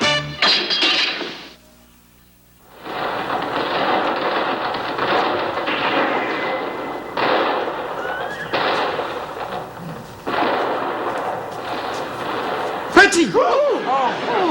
Stanley, it's just me. Jeez, Ma, what are you doing up? Well, I heard you not sleeping again. So I came down, made you a warm glass of milk. Milk is for kids, Ma. Milk is for everybody. If grown-ups were supposed to have milk, it'd come in a six-pack. Oh, Stanley, what's bothering you? Are you worried about the bills? Nah, bills only keep me up till 2 a.m. It is now 5 o'clock in the morning. Stanley, will you turn down the TV a little? You'll wake up Arthur. Oh, it's not loud enough to wake up Arthur. It's only World War II. Hey, keep it down, will you? You woke me up.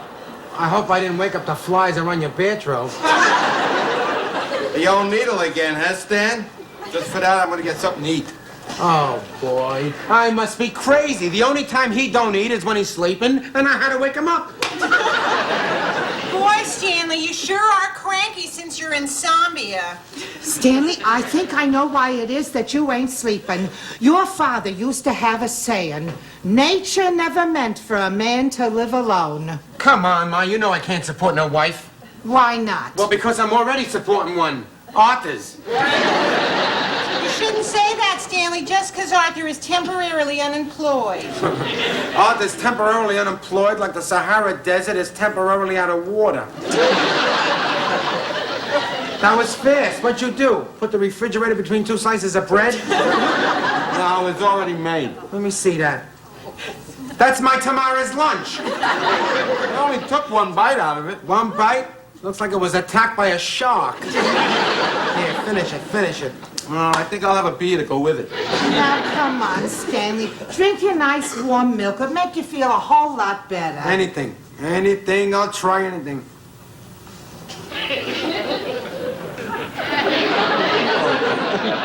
This milk tastes like the cow was coming down with something. Or maybe it's the sleeping pill. What sleeping pill? I put one in your milk. Oh, what'd you do? It's 5 o'clock in the morning. I gotta go to work in 2 hours. This is gonna knock me out. Well, it's like your father always used to say, if wishes was horses, beggars would ride. Ma, what has that got to do with me not being able to sleep? Nothing, but your father didn't have no sayings about sleeping.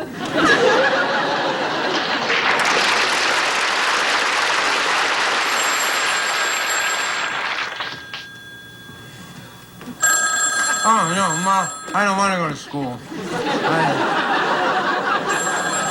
Hey. Oh, Lawson found. Belmont speaking. No. No, that wasn't turned in. What? I resent that. If our bus drivers were smart enough to steal, they'd be in politics. Hiya,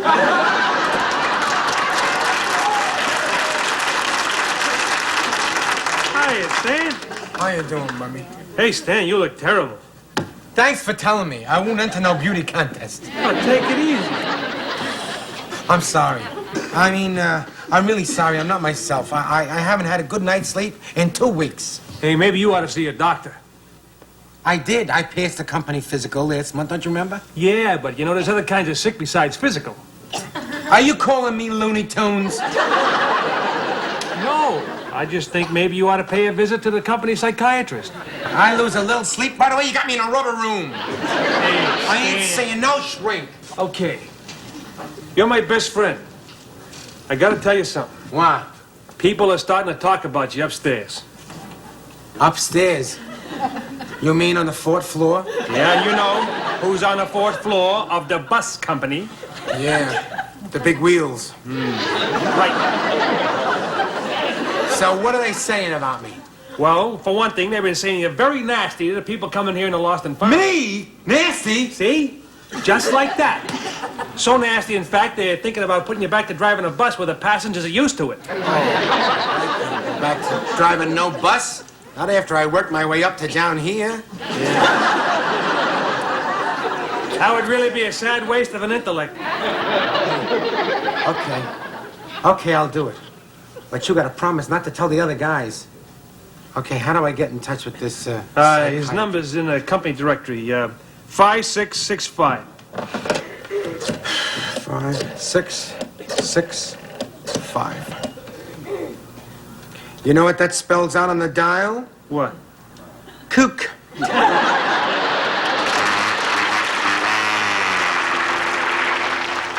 And that's exactly the way it is. So, Doc, I don't know if I'm cranky at the job because I ain't got insomnia, or I got insomnia because I'm cranky at the job. You know? I mean, maybe I'm going nuts. But here I am telling you, you're in the nut business. Mr. Belmont, did I detect just a little note of anger in your voice? Me? Angry? No, I'm known far and wide as a pussycat. Perhaps you feel ambivalent. No, this here chair is very comfortable. Thank you. What are you getting at, Doc? Well, you see, very often the patient's anger directed toward the psychiatrist is actually intended for someone else. Yeah? Oh, yes, of course. This anger, of course, is repressed because the patient is unwilling or unable to face the real object of his rage for fear of hurting the other person, thereby causing himself to suffer a subconscious guilt, which, of course, manifests itself in neurotic symptoms. Is that of any help to you? Yeah, I think so, because I'm starting to fall asleep right here. Mr. Belmont, I think that is a desire to escape your real problems. No kidding. Which, I have a feeling, originate in your home. The home, huh? Yes, and I think I know the specific cause of your symptoms. Well, go ahead. You're the doctor. It's your wife. My wife? Yes, it's a very typical story. Perhaps she's grown unattractive and takes refuge in constantly eating, becomes lazy and refuses to do any kind of work, and then invents some mythical illness to justify it. Possibly dresses in a slovenly manner, maybe even slops about the house all day in a bathrobe. That is fantastic. Did I hit the nail on the head? On the head. You described him perfect.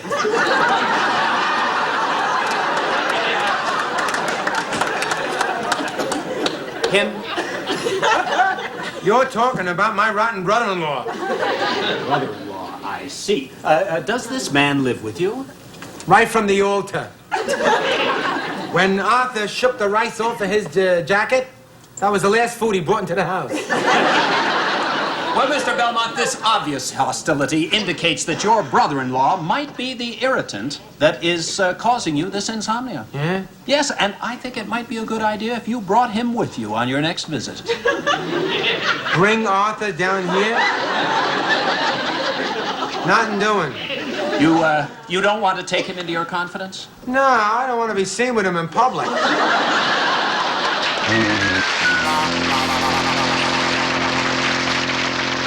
Now, where do you think Stanley could be? The hot is getting cold and the cold is getting hot. He's been so sleepy. I hope he didn't have an accident. He might be in a hospital. If he is, we might as well start eating now. Probably take him all night just to fill out the forms. Arthur, he could be dead. Not Stanley, he'd have phoned. I'm stuck. Hello, Stanley, how are you? Oh, I'm fine, Ma. Fine. Hello, kid. Oh, Stanley, you had us all so worried we couldn't eat. Oh, yeah? Didn't seem to bother the steam shovel. I couldn't wait. My stomach was growling. Oh, yeah? Then why didn't you go out in the woods with the rest of the hyenas? Something's bothering you, Stanley. You're trying to hide it, but I can tell. I am not trying to hide it. It is him. Me? Me? Yeah, you. I got repressed anger on you, plus unconscious guilt and neurotic symptoms resulting in a severe loss of shut-eye. Stanley, if I may speak for all of us don't know what you're talking about. It's just between Arthur, me, and the doctor. What doctor? It's the head doctor, the psychiatrist. You are going to a psychiatrist? Yeah. My firstborn? I told you he was acting a little bananas. Oh, yeah? Well, the doc says that you gotta go down there with me, otherwise I could turn into a total fruit salad. If you're the one who's bonkers, why do I have to go? Because the doc said so, that's why. Can I come too, Stanley? This is not a bus company dance. It's just for Arthur and me. Oh, Stanley, I hope this didn't happen that time when I dropped you off the hamper. Arthur, why don't you want to go to the psychiatrist? I think you should to help poor Stanley. I don't trust them guys. They're nosy. Right away, he'll want to know all about my sex life. So you'll take a minute and you'll tell him about it.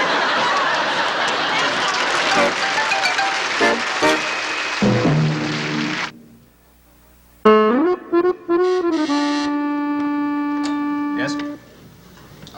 Send them in, please. Stanley! Oh, hiya, Doc. This here is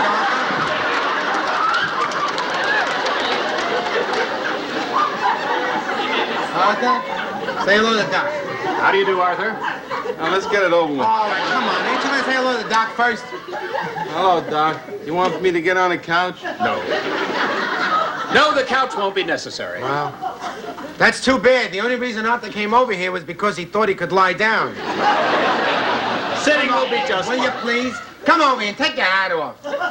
Put your hat back on. Come on. This is splendid. You are obviously recreating your home life for me. I like that. You like it so much? Why don't you live with him? You hear that, Doc? That's the way he is. Always putting me down.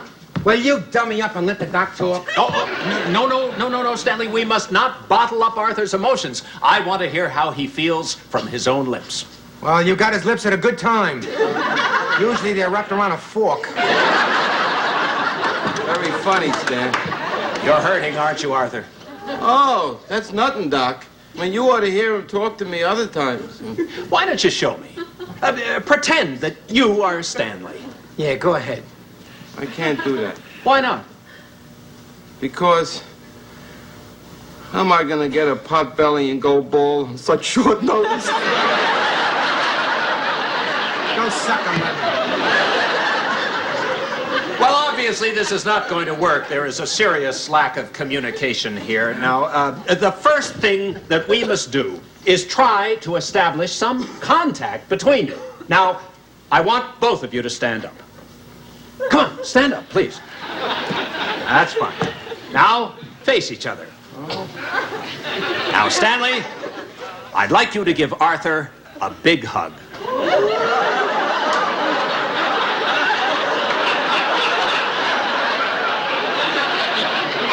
Hug Arthur.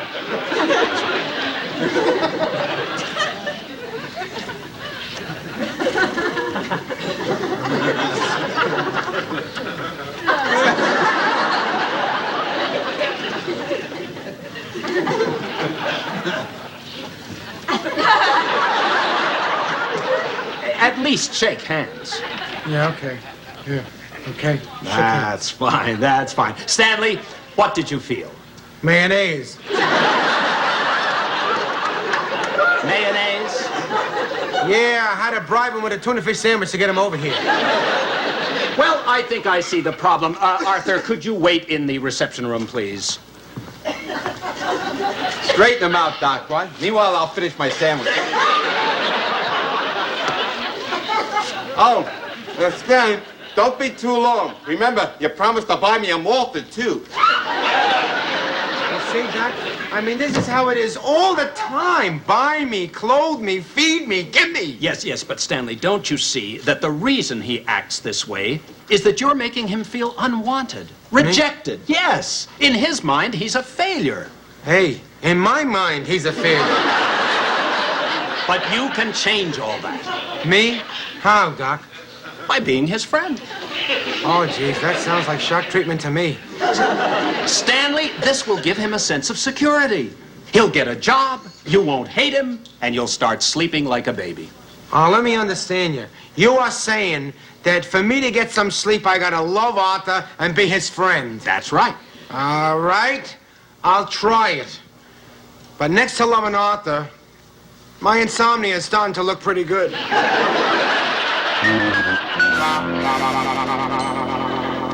Here it is. The perfect job for Arthur. At the zoo. Arthur! Oh, Arthur! Hurry up! Your breakfast is ready! You're right down, Stan. I just finished taking a shower. You know? Arthur just took a shower. You see, Stanley, the psychiatrist was right. You being nice to Arthur is having a good effect on him. Well, it ain't having a good effect on me. I still can't sleep. All I think about is be nice to Arthur. Be nice to Arthur. Good morning, Arthur. My goodness, don't you look splendid in your bathrobe? Thanks. I think it needs a little cleaning. Well, I'll be glad to take it down for you. And when I bring it back, there'll be a little something in the pocket for you, huh? Gee, Stan, you got to be a real nice brother-in-law. Wow, what are relatives for, if not to be the best of friends, huh? Ma, what is that? I got 5 sausages and Arthur only has 3?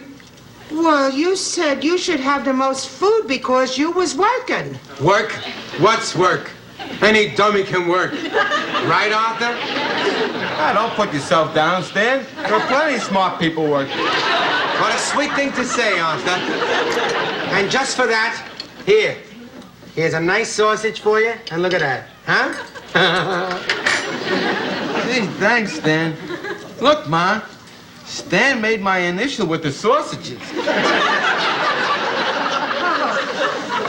for Arthur. Ain't that cute? You mind if I pick it up with my hand? No, go ahead. Fingers were invented before the fork.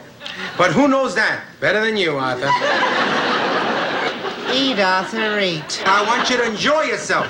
That's all I want. By the way, Arthur, do you like the zoo? Oh, yeah. What I like most about it is the animals. How would you like a lifetime pass to the zoo? A lifetime pass? Yeah, better than a pass. They'll pay you something, a little something every day just for going down there. Pay me? Yeah, I was reading where they need a broom and shovel man. That sounds like a job. I don't think so, Stan. Why not? Because I don't think it's right to take away a job from somebody who really needs it. Oh. Gee, ain't that thoughtful, Arthur? Always thinking of the other guy. Hey, Stan? Yes, Arthur? Could you lend me $5? Oh. All right, here. Tell me, Arthur, what happened to the $5 I gave you yesterday?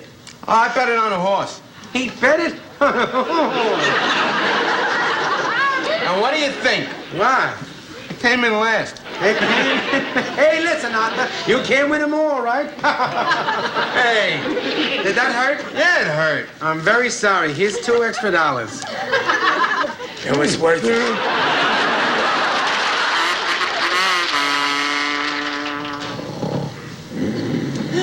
Ain't it nice how relaxed Arthur's been lately?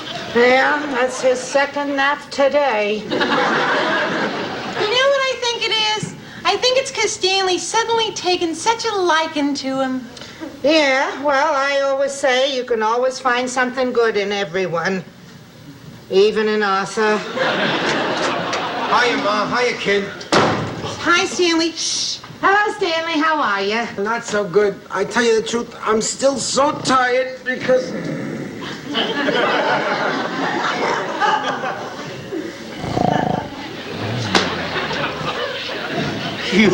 Stanley? I can't help it, Ma. I can't stand being his friend no more. But Stanley, I think it's working. What's working? What's working? I've been nice to him 2 weeks now, and he's still laying on his back. The only thing working on him is his adenoids. Listen to that. But look at what he was reading. The help wanted ads. Oh, gee, that's terrific. You see, Stanley, it's just like your father always used to say. You can give a man a smile, you can give a man a tear, but when it comes right down to it, who knows? Sure, Ma.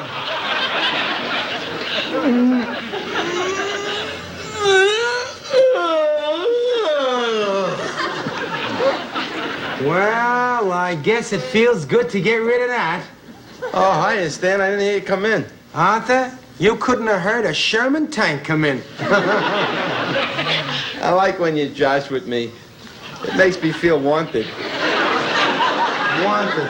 Oh, that's good. That's good, Arthur. What do I hear about the help wanted? Oh, tell him, Olive.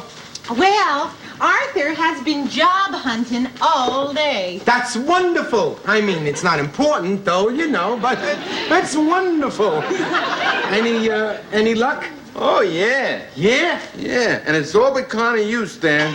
On account of me? Yeah. Oh, shucks, I didn't do nothing.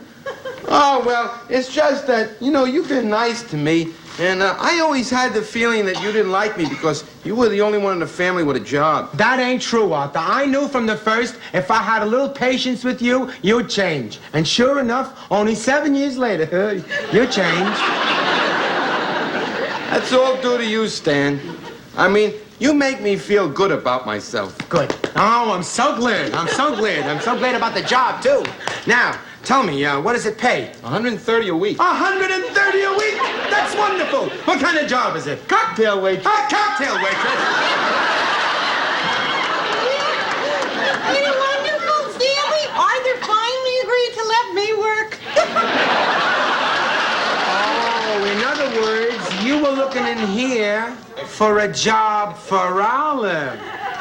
Yeah, you know, I never wanted to be known as one of those guys whose wife worked. But now, you and a shrink took away all that feeling of guilt. I should have known. I should have known. Every time I think you're going to get on your own 2 feet, you're back on all fours again.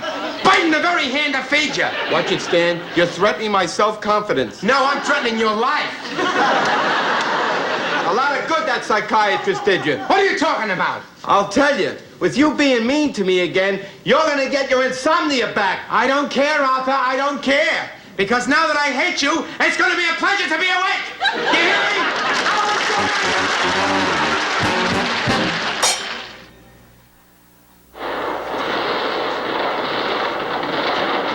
Oh, for crying out loud. What are you trying to do? Arthur, what are you doing? It's 3:30 in the morning. Not my fault. I got insomnia. That's marvelous. Here I fall asleep for the first time in 2 weeks, and then you start with the... Would you turn that off? Just a minute, will you? I'm watching Gunga Din. Gunga Din? Yeah. Did Gunga climb up to the tower yet with his bugle? No, it's coming up. Oh, that's my favorite part. Hey, Stan. Wow. This is like old times. What old times? Like this morning when you were nice to me. How could I be nice to you, Arthur? You're always doing something to upset me. And I don't mean to. I know. I know. In fact, I'd like to make it up to you. Yeah? How? You want half of your lunch for tomorrow? Why, you... Arthur, this is my pot. This is the pot.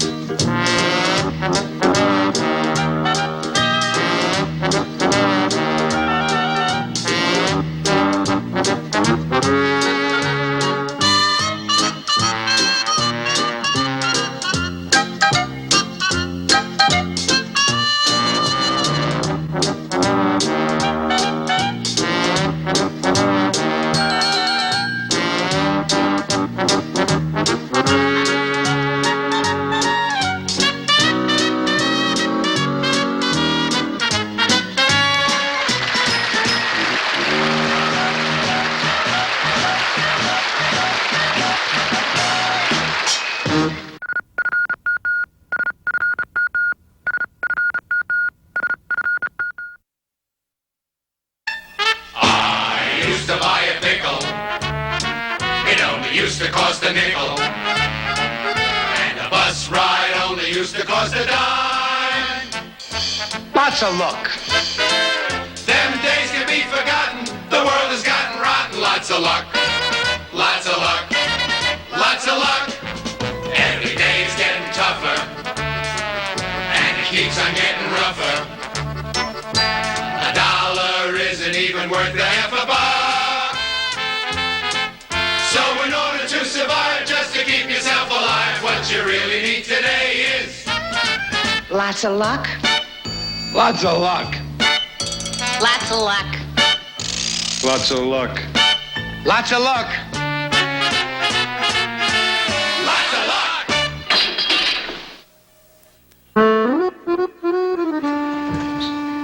Oh, Stanley, how are you? Oh, sorry, Mom. Stanley, want to play Go Fish? No, I don't want to play Go Fish. I got a few dollars overtime in my pocket. I'm going to call up a girl and go out on a date. Now, what kind of girl could you telephone on such short notice? The girl Stanley goes out, he don't need no telephone. All he needs is a dog whistle. While I'm at it, Arthur, I'm going to call information, find out what you are. I hope that no good Teresa's telephone number ain't in there, Stanley. It don't have to be. It's written in every phone booth in town. For your information, there's a lot of young ladies in this little black book who are dying to hear from me. Now, why must it always be young ladies, Stanley? I mean, why don't you try and meet someone more your own age? Are you kidding? Do you know what someone my own age looks like when it's a girl? Hello? Can I speak to Susan, please? Is Sarah busy? Can I speak to Sharon? Oh, no. Thanks a lot. How could triplets all be out at the same time? Hello, is Catherine there? Stanley Belmont. Sure she knows me. I took her out in 1968. She did? What a surprise. How long she been a nun? Since 1968. I hope it's nothing I said. Hello, Teresa. Stan. Stanley Belmont. How many Stans do you know? That many. Listen, I was wondering if I could come over tonight about 8 o'clock. Oh, you got a date. How about tomorrow night? You got a date. Why don't I come over now and take a number?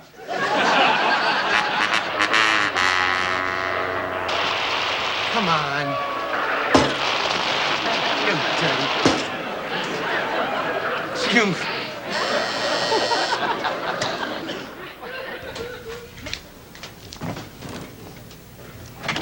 Hey. Hiya, Stan. How you doing, bummy? Hey, how was your day tonight? Oh, my date? It blew a tube in the middle of the 11 o'clock news. You stayed home on a Friday night? Well, not even Teresa? Teresa is getting high class. She now wants a day's notice. Ho, ho, ho. Beer? Yeah. You got it. Hey, Stan, your girl troubles are over. I just found this great new singles bar. And you know what kind of crowd they get at a singles bar? Yeah, a bunch of married guys with their rings off. Now, I'm talking about single girls. I've never seen so many gorgeous women in my life. Yeah? Yeah, you gotta beat them off with a stick. Hey, and let me get my clothes and my stick and let's go. Too late, they're closed. Oh. But we'll go tomorrow. There's just one thing. What? Well, they got a kind of young crowd there, see? So, you really ought to dress mod. Mod? Yeah. Well, you know the way you usually dress. Yeah? This is the exact opposite. Forget it, bummy. I am what I am. Well, that's easy to fix, Stan. They got this new men's store on Flatbush Avenue. It's called Mr. Mister. Mr. Mister. The guy don't sound too sure of himself. That's expensive, isn't it? Well, usually, but they're having a sale. I got this outfit. 70% off. Forget it. I ain't wearing no hijack clothes. It ain't hijack. They're having a fire sale. Well, I ain't gonna buy no burnt suit neither. It ain't burnt. There's just some smoke damage. Had a fire next door in a Greek restaurant. Oh, I thought you smelled from shish kebab. Hey, Stan, you ought to go. You can get a whole outfit for $25. $25. Hey, $25 is a lot of money. Stan, you work hard. You owe it to yourself. I know. I know. I mean, here you are. You're the sole support of your mother, your sister, your brother-in-law. Do something for yourself for once. Bummy, you're absolutely right. What's $25? Tomorrow, on the way home from work, I'm gonna go over to this Mr. Mister and buy myself a brand new suit. Hey, that's a waste, Stan. One thing. What? Could you loan me the $25? I wonder what's taking Stanley so long getting dressed tonight. Him and Bummy's going out. How do you know, Arthur? I heard him talking on the telephone. You was listening again? What do you mean listening? I just picked up the phone to find out the weather. Don't ever let Stanley find out you were calling weather, especially since you never go out.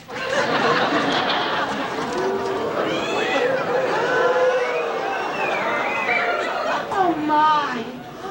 Stanley, you look like you just stepped out of a store window. Yeah, right into a fruit stand. Listen to our fashion expert, Pierre Bertraud. Oh, Stanley, I think that's a beautiful suit. It's velvet, Ma. Oh, it's got more nap on it than our carpets. Ma, come on, stop. You're making it go the wrong way. Oh, I think I smell something burning. Yeah, me too. No, nothing's burning. It's my suit, Ma. Little smoke damage. Stanley, you really look nice. Yeah, but I can't get my hair to lay down. I don't see why. Got plenty of room to lay down in. You should know, Arthur. You're the expert when it comes to laying down. Oh, when I think how Stanley used to look. I got a picture of him on a pony, and his hair was longer than the pony's. Ah, come on, Ma. Stop talking about my hair, will you? It's gone. Gone, but not forgotten. Arthur, why don't you go out back? Shake your bathrobe and give the ants a treat. Good night,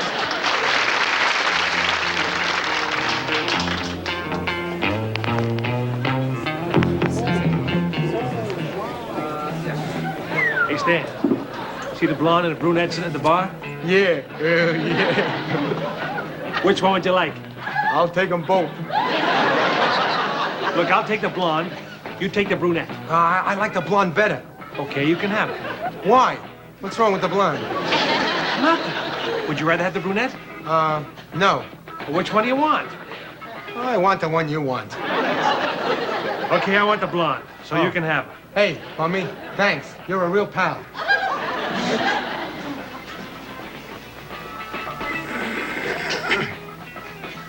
Well, hello. Hi. Hey, mind if we join you girls? My name's Bummy. This here's Stan. Hey, how you doing? Hey. Say, can I buy you a beer? A beer? Yeah. Nothing like starting a big evening off with a glass of suds. No man has to buy me a beer. I make $300 a week. In that case, why don't you buy me a beer?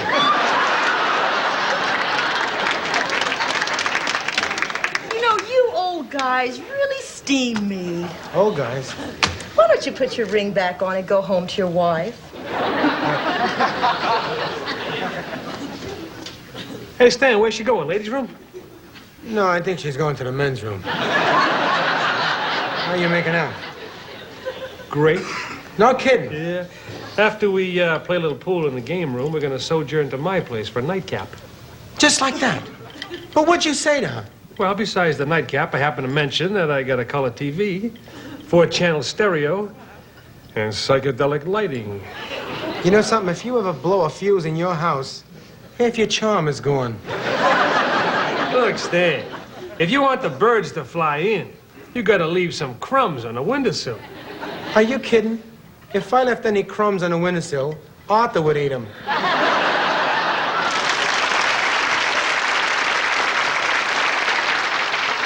You know what the most wonderful part of working at the Lost and Found Department is? You are with people. I mean, you have a chance. You are like a psychologist. That's it. Uh-huh. You can tell when a person comes in if they lost something or if they found something. Nice. For instance, I can tell, just by being with you right here, that you're the kind of girl who cares more what a guy is than what a guy has. Like a stereo or a hi-fi. I'm sorry, I didn't mean to thrill you. That's okay, you didn't. And besides, I hardly know you. Well, I figure we're having a... Hi. Hi.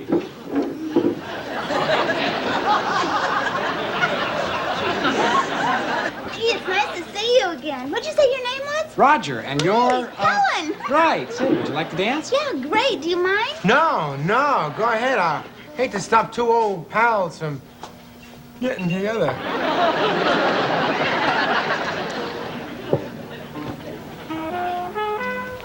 Hey, Stan. How you doing? A lot of volume, no sales. Hey, Bummy, what's wrong? I mean, I know I ain't the best-looking guy in the world. Yeah. Thanks. But I also ain't the worst-looking guy because that's Arthur. So, what could it be? You want me to tell you? Yeah. Hey, listen, don't tell me unless it's something they can fix. Oh, they can fix it, Stan. It's your hair. My hair? The way you wear it, the wide part.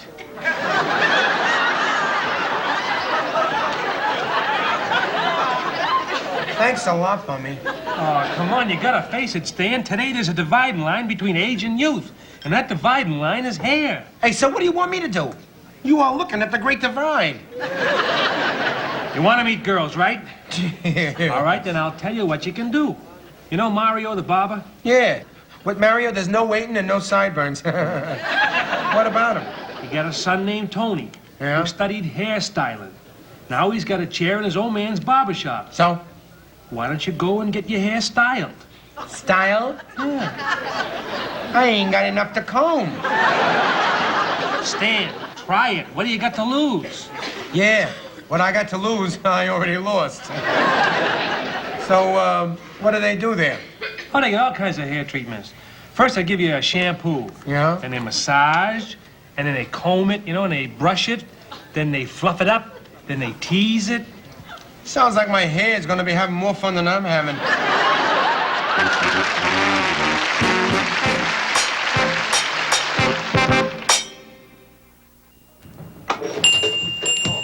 Yes, sir. You're next.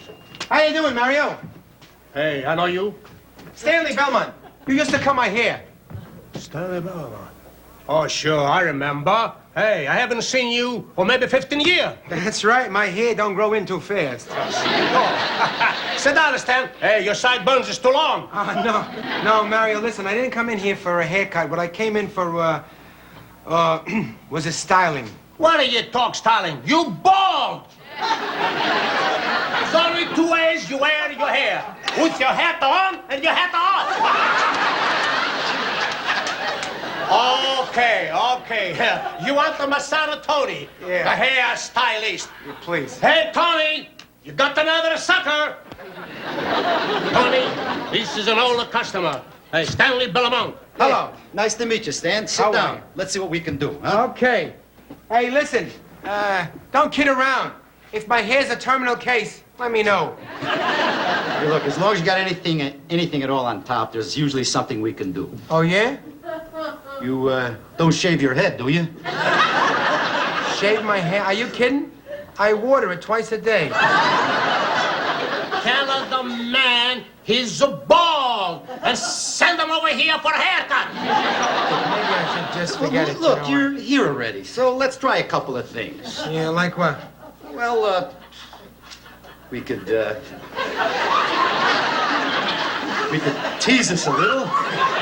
Hey, that makes you look younger. Yeah. Much younger. I look like the Ivory Soap baby. No, that's no good. Wait, I got another idea. Yeah, what? Look, you let your hair grow real long on each side and in the back. Uh-huh. And then we comb up each side and the back, and it all goes over the top. How does that help? Makes you look so funny, people don't notice you're bald. What do you say, huh? How long will that take? 6 months. 6 months. I need something for tonight. Tonight? Yeah. Well, we gotta go a different way, Stan. What's that? A piece. A piece. Yeah, 2. Oh, a wig. Oh, no. And when you wear a wig, everybody knows it. No. Yeah? You wanna know how many big Hollywood stars who wear wigs and they're completely bald? Who? Him? Him too. Not her.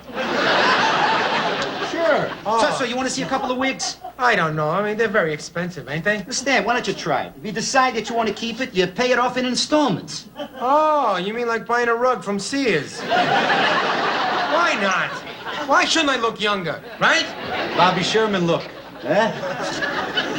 Hey, Ricky Nelson look. Hey, Stan, you got any favorites? Anything. Just cover up this kung fu look, will you?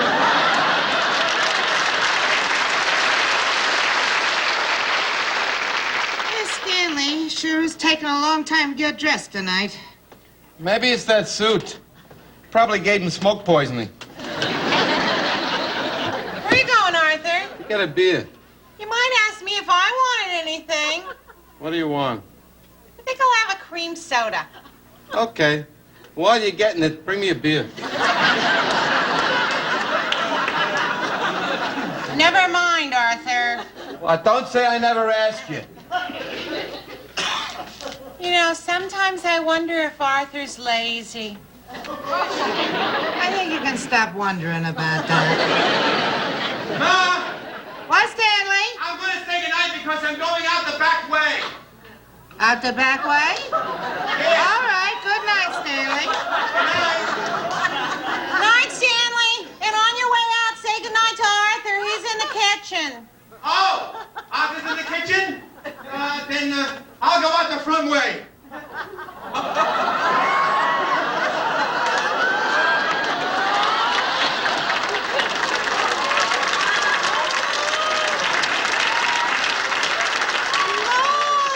at Stanley.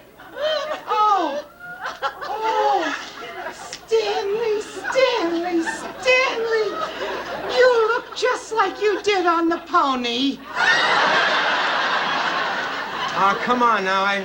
What's it look like? I mean, I really need an honest opinion here. Stanley, you look 10 years younger. Yeah? Yeah, don't you think so, Ma? Oh, I do, Olive.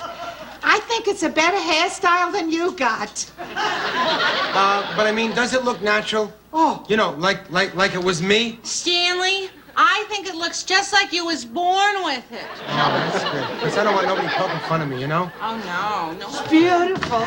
Good night. Okay, good night. Here. Thanks.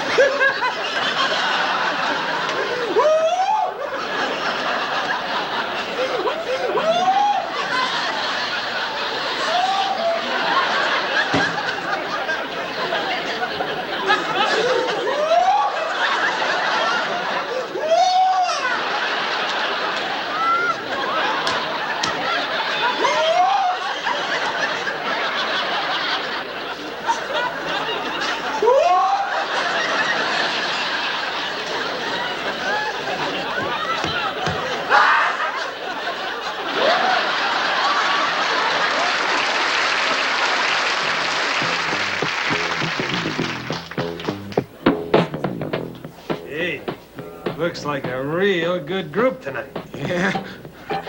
Hey, Stan. Yeah. There's a couple of nice ones at the bar.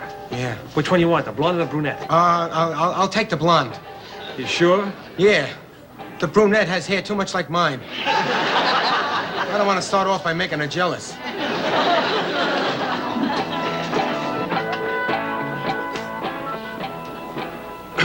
Excuse me, but is this seat taken? Oh, no, not at all. Please sit down. Oh, great. Boy, am I glad you got here before he came back. Who he?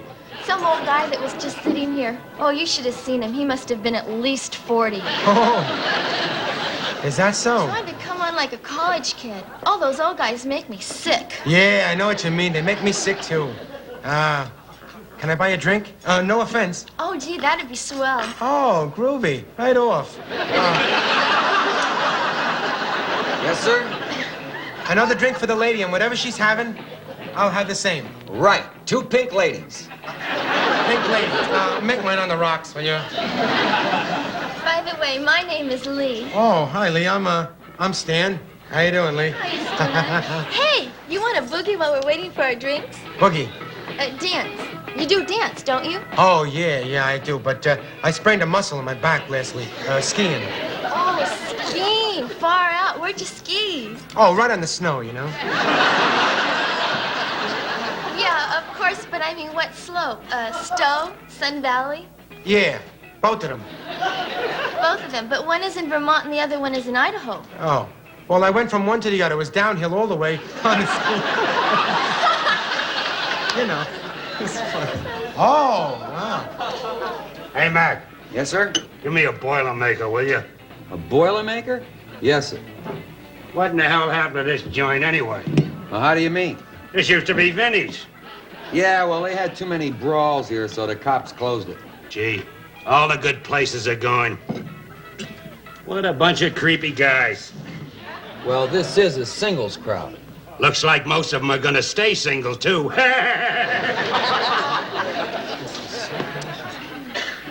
Hey. Really good. Me? Yeah, you. When's the last time you saw Bob? Just this afternoon. Oh, a wise guy, huh?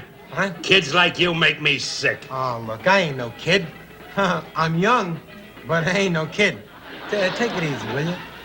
I bet you're still sponging off your old man. What? Did you ever do an honest day's work in your life? Hey, now, just a minute. Hey, I ain't talking to you, lady. Yeah, he ain't talking to you. He's talking to me. For your information, I put in a long, hard day today. Busy as a bee. Sure. Busy. Demonstrating on the street. What? Setting fire to the campus. Hey, what campus? I don't even know where the campus is. You calling me a liar? No, listen, I'm not calling you. Stanley, Come on, are you gonna let him talk to you like that? Yes? He don't mean nothing by it. He's harmless. You don't mean nothing by it, right? Look, you young punk. I'm old enough to be your father. But I could still take you. Come on. Outside in the alley. Come on. Come on, just a minute. He hasn't finished his pink lady yet. Oh, jeez. Pink lady? I said outside. Come on. It's guys like you that are ruining America. Why, you long-haired creep? Oh, no, wait a minute. I ain't no long-haired creep. Wait a minute. Hold it. I'm as good an American as you are here. Look at that. You're bald. Yeah. Bald. But still alive. Excuse me. It's a loner.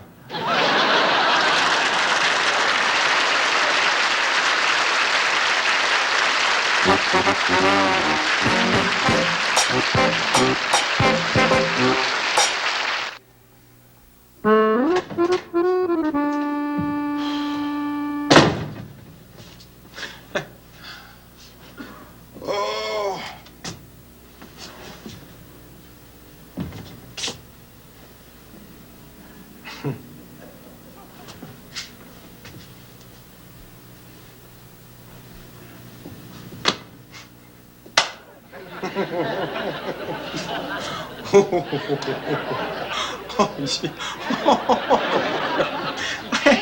that you? Now it is.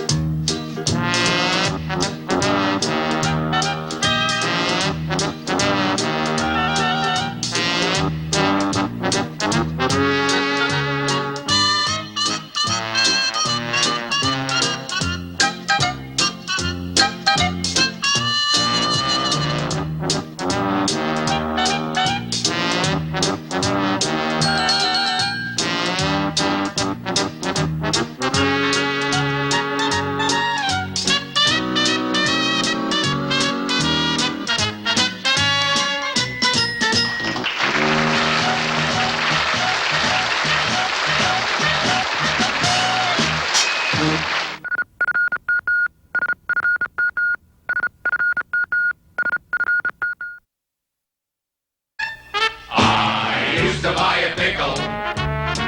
It only used to cost a nickel. And a bus ride only used to cost a dime. Lotsa Luck. Them days can be forgotten. The world has gotten rotten. Lots of luck. Lots of luck. Lots of luck. Every day's getting tougher. And it keeps on getting rougher. A dollar isn't even worth a half a buck. So in order to survive, just to keep yourself alive, what you really need today is Lots of luck. Lots of luck. Lots of luck. Lots of luck. Lots of luck. lots of luck.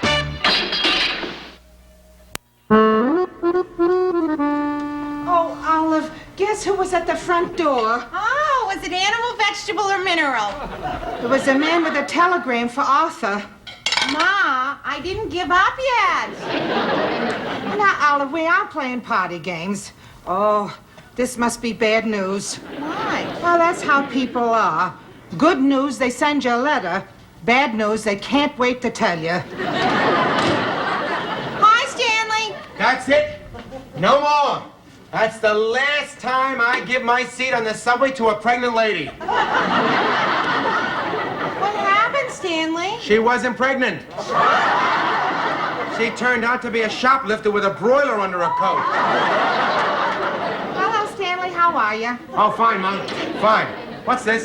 Oh, it's a telegram. Just came for Arthur. Telegram for Arthur? Maybe he's been drafted. Oh, no, Stanley. Arthur's too old. No, he's not too old. There is no age limit in the canine corps. All right, my name mentioned about. What's going on? Guess what, Arthur? A telegram just came for you. Oh, yeah? For me? No kidding. Look, Arthur's interested. Another great moment in history. Now, why don't you open it up, Arthur? Yeah, open it. Gee, I haven't had a telegram in years. Who would send me a telegram? Open it and find out already.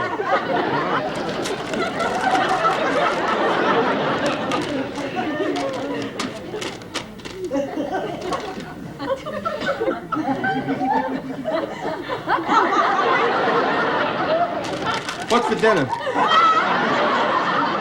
Ham and cabbage.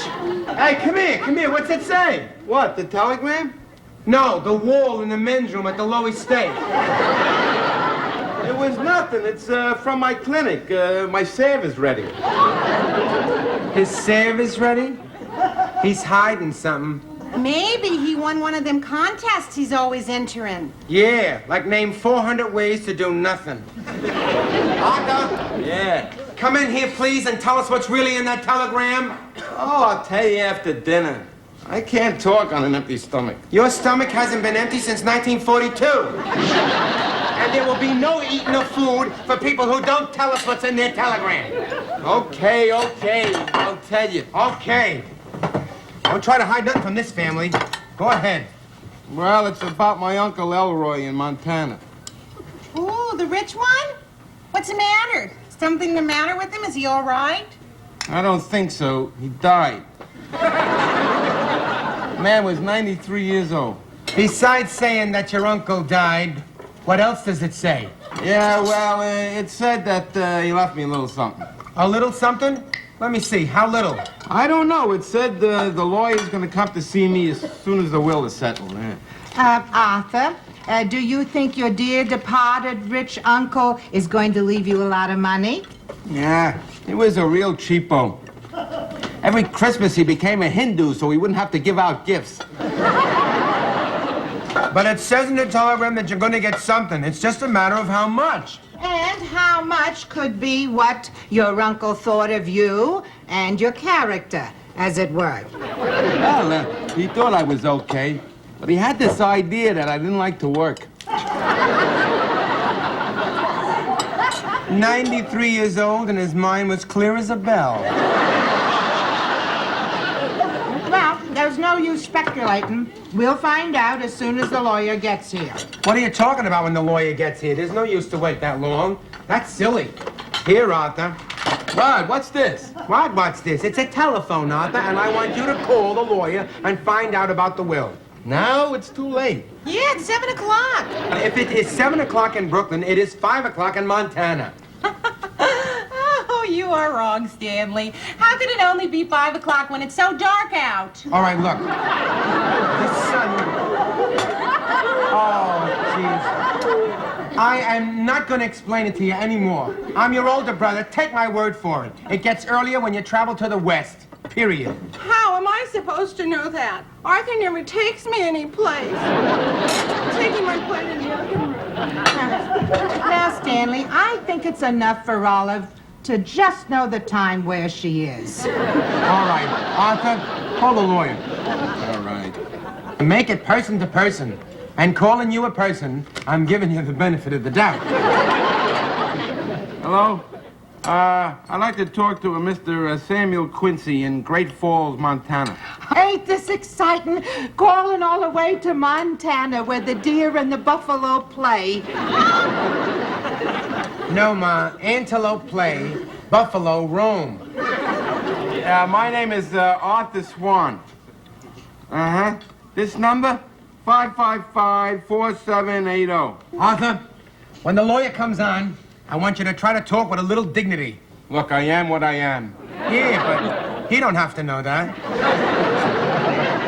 Hello, Mr. Samuel Quincy? This is Arthur Swan. Yeah, I got your telegram about my Uncle Elroy. Uh-huh. Oh, yeah, he was a great old guy. I bet he died with his boots on. That's probably what he's gonna get, a pair of old cowboy boots. Listen, about the will, can you let me know how much I'm gonna get? How much? Oh, look, thanks very much. Yeah, I'll see you when you get to Brooklyn. Uh-huh. What? Oh, yeah, nice talking to you too, partner.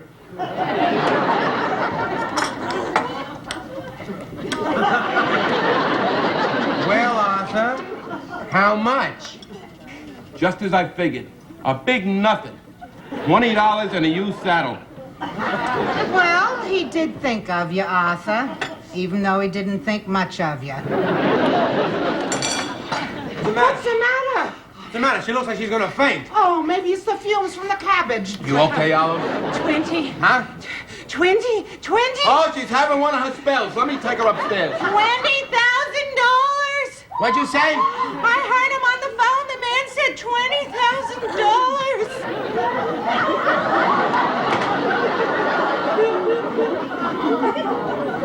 Arthur, you are inheriting $20,000? And you wasn't gonna tell us. Shame on you. Take it easy, Stan. You would have found out in due time. In due time, when I seen you sliding out your window on a sheet? Oh, Stanley, I never would have figured Arthur for a fink. Arthur has got to leave his body to science. Why, Stanley? So they can figure out how he's alive with the heart the size of a BB.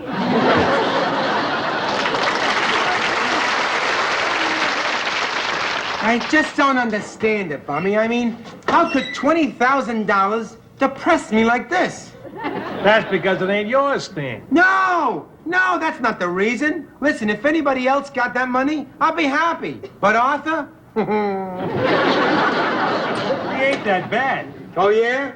Well, he could use a little improving. If Arthur improved 200%, he'd still have a long way to go to be a louse. Of course, he ain't actually got that money. And how do you know he's gonna get it? Oh, because I saw the telegram. And Arthur talked to the lawyer long distance. Yeah, but you're always hearing about mix-ups. Maybe there's two Arthur Swans. Oh, no. God made two of everything else. When he made one of Arthur, he quit. Okay, then. Maybe some of that money will come your way. After all, he's a member of your family, and family members share things. Oh, please. Arthur don't know the meaning of the word share. The only thing he ever gave me was the flu. It ain't like you gotta beg him. I mean, he owes you. Oh, does he owe me? Just his salve alone. Well, he ought to pay you back. And how about all that food he puts away? You ever figure that out? Oh, IBM couldn't figure that out. If I was you, I'd add it up and hit him with it. That's a good idea. You know, that is a good idea. 3 meals a day, 365 days a year, 15 carried. Look at this. That's over 1,000 meals a year. 7 years, that's 7,000 meals. 7,000? Yeah, and that don't count seconds and snacks and all the food he spills on his bathrobe. 7,000 meals and you paid for them. Oh, worse than that, I had to watch him eat. Okay, so what do you think you ought to charge him? I don't know. $1 a meal. $1? Price of food has doubled in 7 years. Now, $1 a meal. That's fair. Arthur owes me $7,000. That's fair. Yeah. That still leaves him with $13,000. Oh, no. Not quite, Bummy. He owes me for a lot of other stuff, too. Like what? Well, head in the list is his taxi fare from his wedding to my house. And the $2 I loaned him for his marriage license.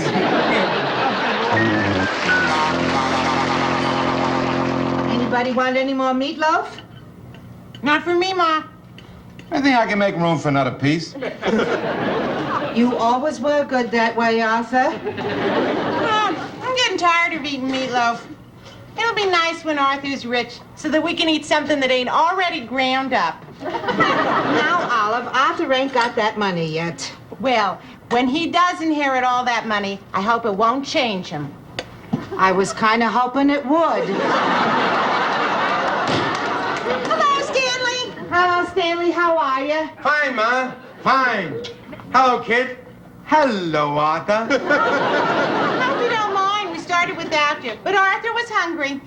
Not at all, not at all. Let me see what Arthur's eating there. You got meatloaf, potato, a double order of peas, bread and butter, and you got coffee there. What are you writing down, Stanley? What Arthur's eating.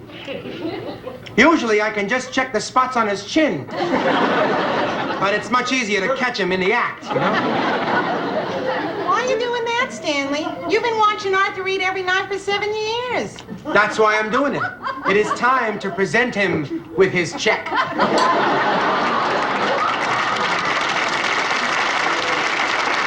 What are you talking about? Arthur, does the figure 7,000 mean anything to you? That don't ring a bell. Well, it rings a bell with me. A dinner bell. 7,000 is the number of meals you have consumed in this house. 7,000? That's hard to believe, ain't it? Oh, yeah. Time sure flies when you're stuffing your face. Arthur, at $1 a meal, you owe me $7,000. You can pay the cashier right here.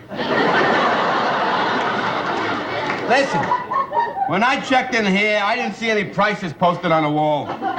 When you checked in here, I had no idea you had no idea of checking out. Yeah, but $1 a meal, that's out of line. What do you mean out of line? Let me ask Mom. Mom, let me ask you. $1 a meal. Is that fair or is that fair? Why don't I ask Mom? So go ask Mom. Oh, this is just like the United Nations.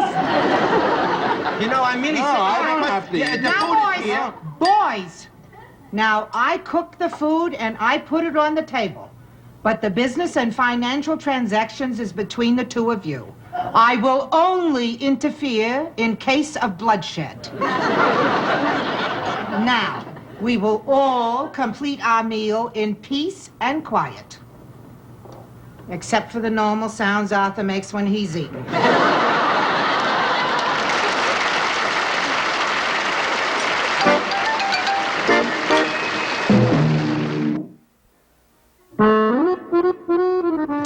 Jen! Oh, I can't concentrate. I'm so worried about Arthur.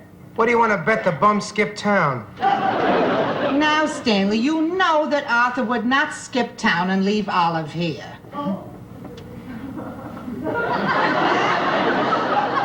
You do know that, don't you, Stanley? Yeah, sure. Sure, kid. Don't worry. We'll be able to find Arthur. He always leaves a trail of crumbs.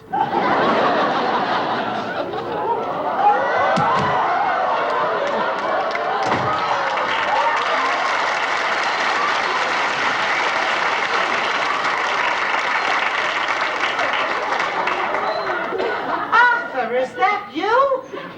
No, it can't be. Human clothes don't fit Arthur. Look, Arthur's got a new suit. Mm-hmm. Yeah, and a hamburger. And a haircut, too. And a manicure. Let me see. Oh, jeez. I never saw the real color of your nails before. Hey, Arthur, what's in this case? That's my saxophone. I got it out of Hawk. Your saxophone?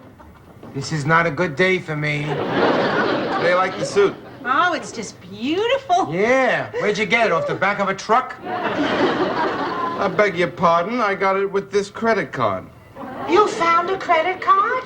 No, it's mine. Let me see that. Here it is. Really? Yeah, it says Arthur Swan, and there's a little ketchup on it. Where'd you get a credit card, Arthur? From my bank. Your bank? The only time you've been in a bank in your life is to steal a pen. Well, I got to thinking that as soon as the money comes, I'm going to have people sponging off me.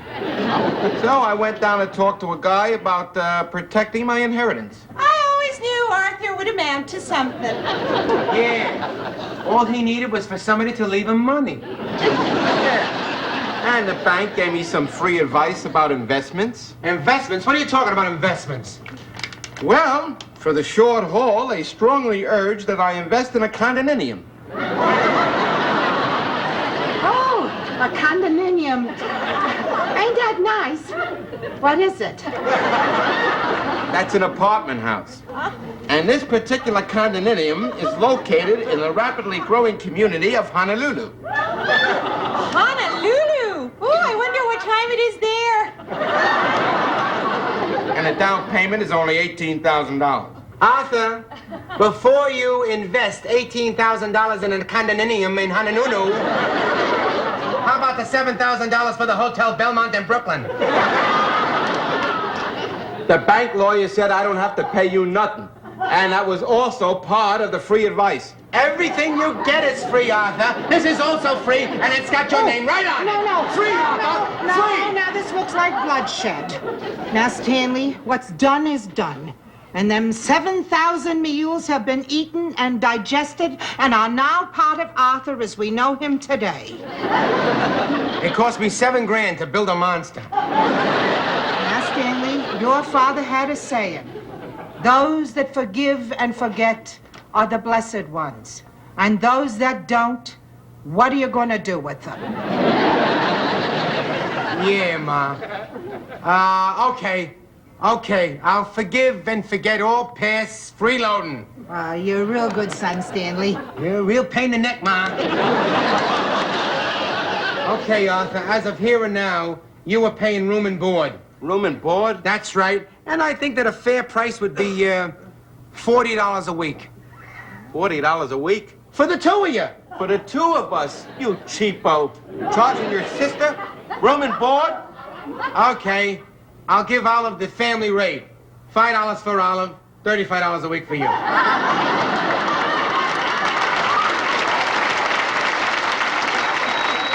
Thank you, Stanley. You're welcome. What are you thanking him for? I don't see why he should charge us anything. You don't, huh? You don't. Then let me explain it to you.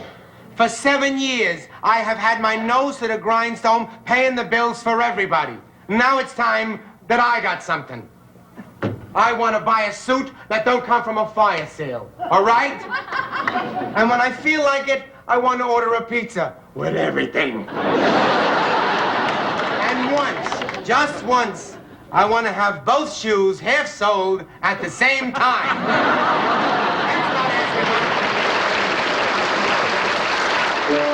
Come on, give us a break, will you please? You've been at that all morning. I gotta do something until a lawyer gets here. This calms my nerves. You have no idea what it's doing for mine. Stanley, unless Arthur practices, he ain't gonna get any better. Well, he ain't gonna get any worse. Someone's at the door. Oh, that must be the lawyer. No, that's the Humane Society. They think we're killing a moose.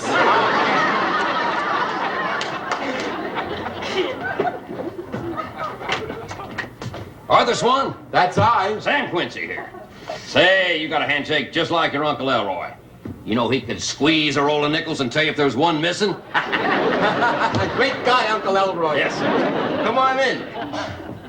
I'd like you to meet my family, which really ain't, but I married into it. This is my wife, Olive, my brother-in-law, Stanley, and my mother-in-law, Mom. Howdy. Howdy. Howdy. Well, come right in and sit down, Mr. Quincy. Yeah, go ahead. Make yourself comfortable. You want something to drink? How about a shot of red eye? No, thanks. Gave that up when I went to Harvard. Harvard? Law school. When I came home, I had to learn how to talk all over again before folks would trust me. You want to start? You want the rest of the family to hear this? Oh, yeah, they're all in on a kill. Mr. Quincy, is that 20,000 really 20,000, that 20,000? Yeah, it says so right here. Now, Mr. Swan, you want to hear the entire will or just the clauses that apply to you? Just tell me about the money. I don't care about nothing else. Oh, very well. Now that I took care of all my charities, it's time to get to my no-good relatives. I'll start with my nephew, Arthur. Oh, ain't that nice? Not because I like the son of, language gets a little salty right there. Arthur, your uncle really knew you. I'll start with my nephew Arthur because I'm taking the varmints in alphabetical order. To Arthur, I'm leaving the sum of $20,000. Under the following condition. Well, it's actually very simple. Since Arthur is the last living male Swan, the money will be his upon presentation of a birth certificate verifying he has a son to carry on the family name.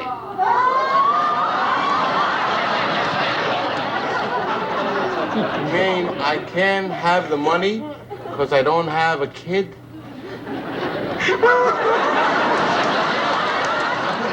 Arthur, it would have been perfect. You could have had $20,000 and never got out of bed.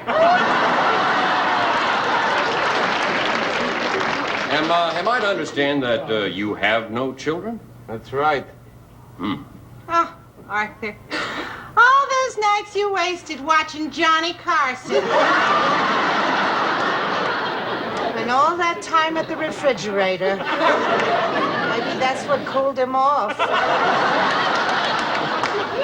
You mean to say I don't get nothing?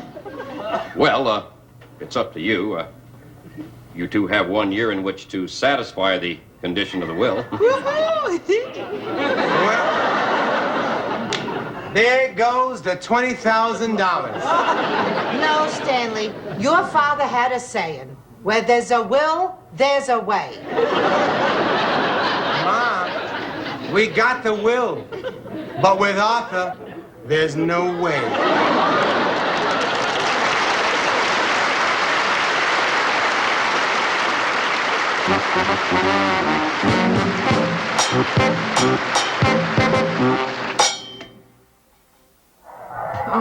Oh, come on, you dirty. Look at this. We're stuck with a black and white set, and I got no black with my white. Just gray. Get out of here. Oh, now, Stanley, don't aggravate yourself. Ma, don't you understand? With Arthur's inheritance, I thought that finally we can get a color TV set. Well, now, Arthur may still get the money if he and Olive have a baby. No, Ma. I don't think so.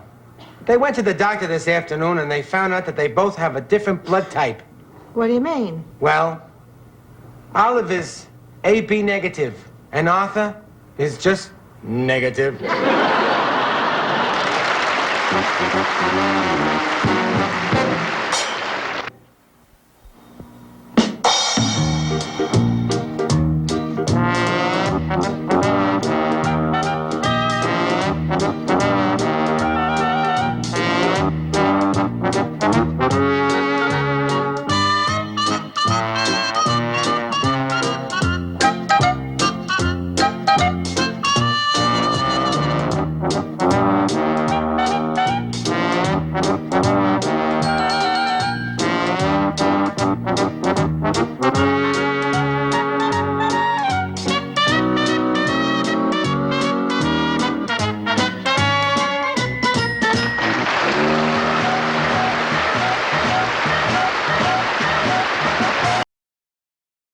Dom DeLuise was born in Brooklyn, New York, the son of John and Vincenza DeLuise. His lifelong stardom that continues today ranges from stage to screen to television, from actor to singer, to dancer to director, as well as accomplishments as an author and chef. A graduate of the High School of Performing Arts, Dom spent his summers at the Cleveland Playhouse, appearing in productions like Guys and Dolls, Kiss Me Kate, Stalag 17, and Hamlet. His first paid acting job was the role of Bernie the dog in Bernie's Christmas Wish. Dom debuted on the New York stage in the off-Broadway production of Little Mary Sunshine. While appearing in a summer production of Summer and Smirk in Provincetown, Massachusetts, Dom met his wife, actress Carol Arthur. 8 off-Broadway shows later, Dom starred on Broadway in Neil Simon's Last of the Red Hot Lovers. His Broadway roles continued with Here's Love and The Student Gypsy. He first appeared on television as Dominic the Great on The Gary Moore Show, performing with Ruth Buzzy. Dom guest starred on many variety shows, leading up to a series regular role on The Entertainers with Carol Burnett and Bob Newhart. Dom's love for television flourished during his 12 years on The Dean Martin Show, and he created many memorable moments while guest hosting for Johnny Carson on The Tonight Show. In 1968, Dom hosted his own show on CBS, the Dom DeLuise Variety Show, under the guiding hand of Jackie Gleason. Dom returned as host for ABC's Dom DeLuise and Friends from 1983 to 1990. On the big screen, Dom debuted in Sidney Lumet's 1964 movie, Failsafe. Subsequent films included The Glass Bottom Boat with Doris Day, The Busybody, What's So Bad About Feeling Good, Norwood, and Who is Harry Kellerman? After his memorable performance in The 12 Chairs, Dom earned a place in many of Mel Brooks's best comedies, including Blazing Saddles, Silent Movie, History of the World Part 1, Spaceballs, and Robin Hood, Men in Tights. Dom has had the pleasure to work in film with some of his closest friends. Most notably, Dom starred beside his good friend Burt Reynolds in movies including Smokey and the Bandit 2, Cannonball Run 1 and 2, The Best Little Whorehouse in Texas, and Dom's personal favorite, The End. Dom appeared with Gene Wilder in The Adventures of Sherlock Holmes's Smarter Brother, The World's Greatest Lover, and Haunted Honeymoon. Dom loved performing with Anne Bancroft, who wrote, directed, and co-starred with him in Fatso, for which Dom's work received the Italian Film Acting Award. Dom's voice earned praise all of its own in animation. Steven Spielberg cast him in Dom's most famous animated role as Tiger in An American Tail. He returned as Tiger in the sequels and television series. Dom received critical acclaim for his performance as Jerry the Crow in The Secret of Nim, and he was also the unforgettable voice of Itchy in All Dogs Go to Heaven and its sequel with Burt Reynolds and Lonnie Anderson. Most recently, he has voiced roles in the Cartoon Network's Robot Chicken and Duck Dodgers. Dom switched sides of the camera with his 1979 directorial debut of Hot Stuff with Suzanne Plachette, Jerry Reed, and Ossie Davis. Dom brought his directing to the stage with such productions as Same Time Next Year with Burt Reynolds and Carol Burnett, Butterflies Are Free, Answers with Stockard Channing, Brighton Beach Memoirs with his son, Peter, and the musical production Jump, starring his talented wife, Carol Arthur. The never-limited Dom DeLuise has also appeared at New York's Metropolitan Opera for several seasons in Die Fledermaus. He performed at the White House for President Ford, President Reagan, President Bush Sr., and President Clinton. He says that his mother was very proud. Dom is also a best-selling author with 2 cookbooks, Eat This and Eat This Too, and his well-received children's books, published by Simon & Schuster, include Charlie the Caterpillar, Goldilocks, King Bob's New Clothes, Hansel and Gretel, and The Nightingale. His latest children's book is The Pouch Potato, and will be followed by the upcoming No Place Like Home, and the next cookbook, Eat This Again. Dom DeLuise continues pursuing his love in all mediums. Dom often guest stars with chefs like Emeril Lagasse and Mario Martinoli, and visits the syndicated radio show On the House with the Carey Brothers every Saturday with his cooking segment. Dom's love for cooking is evidenced on his website, www.domdeluise.com, where he sends out monthly recipes and cooking tips to loyal fans and subscribers. He also recently developed his very own spice line, all-purpose, and Italian blends, sold in local markets and on his website. Dom and his wife Carol have many productions, the greatest of which are their sons, Peter, Michael, and David. Dom and Carol keep smiling at their grandchildren, Riley, Dylan, and the newest addition, Jake. Life is good.